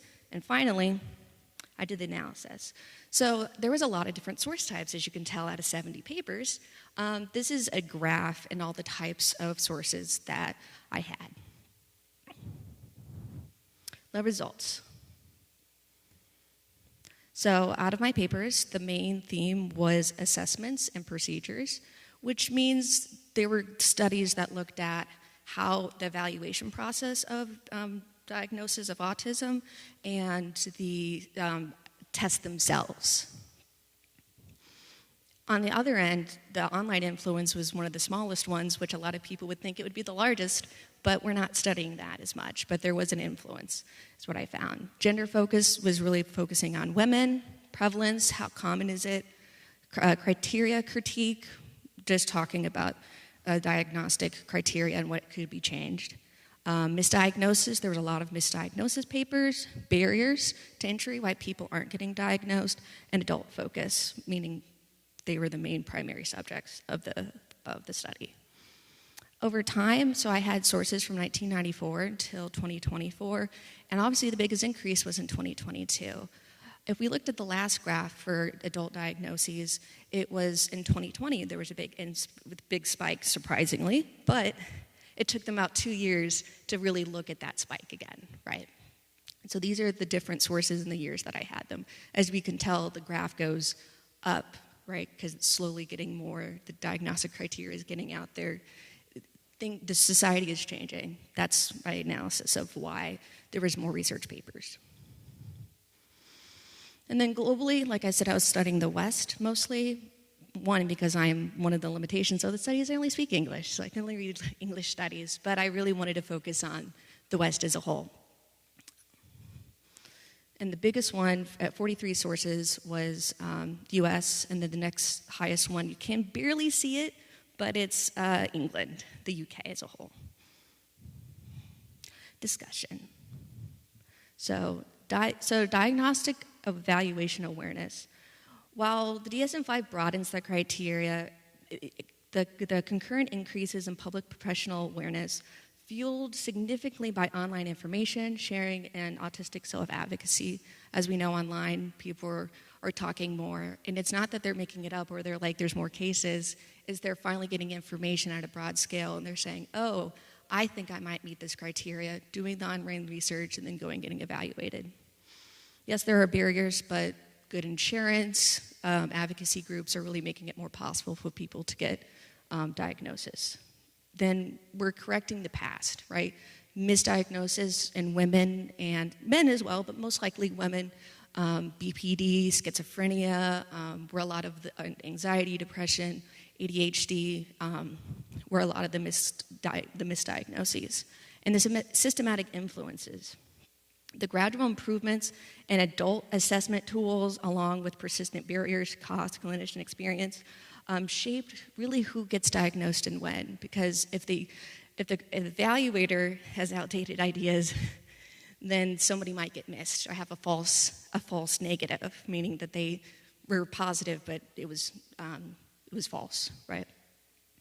And there was shown an increase over longitudinal studies. One of them, when they studied like diagnostic over time, people who had a lower IQ were false positives as children, and then lost it in adults, and then higher IQ individuals didn't have it during childhood and appeared during adulthood. So we learned that autistic symptoms can change over time and that they can appear differently in adulthood, which is critical now. So there should be more screenings for adult autism. One of the last things we want to talk about is for clinicians. This is important to see the diverse type of people, how different symptoms present themselves based on the core criteria.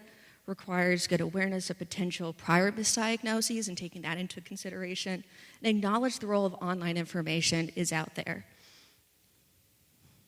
For autistic individuals, this can provide a lot of good validation that you're not crazy and that it's okay to be different and that you're not just the weird kid, and offers good context for self-identification pathways and highlights the importance of peer communities.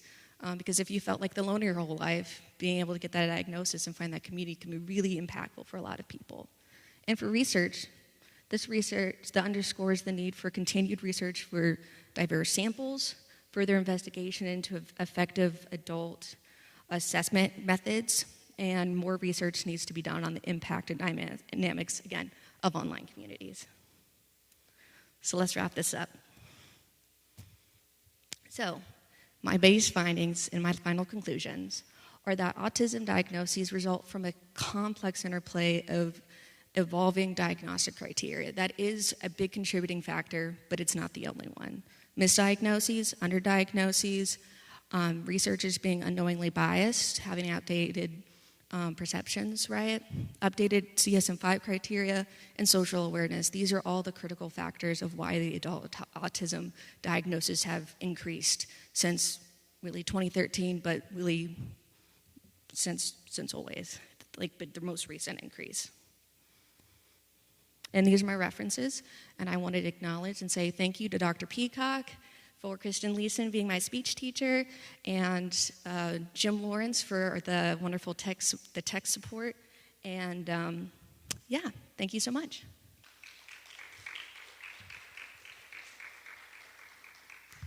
Are there any questions?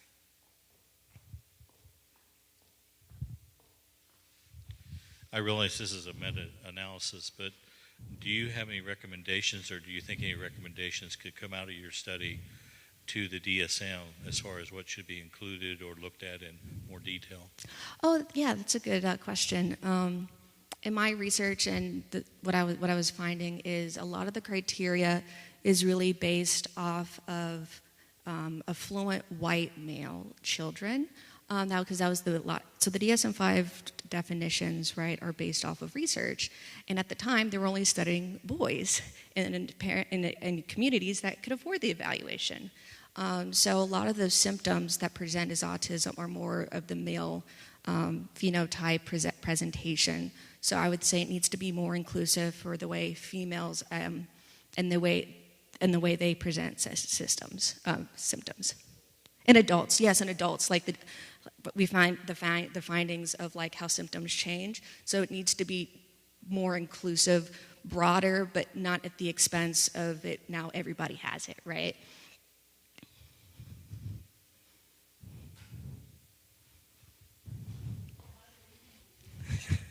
Yes, I was going to mention that. So my mom is 65 now, but she was 63 when she was diagnosed, which made me think, how many more people are like my mom out there? How many 65-year-olds or 63-year-olds do you know getting a diagnosis? So, yes.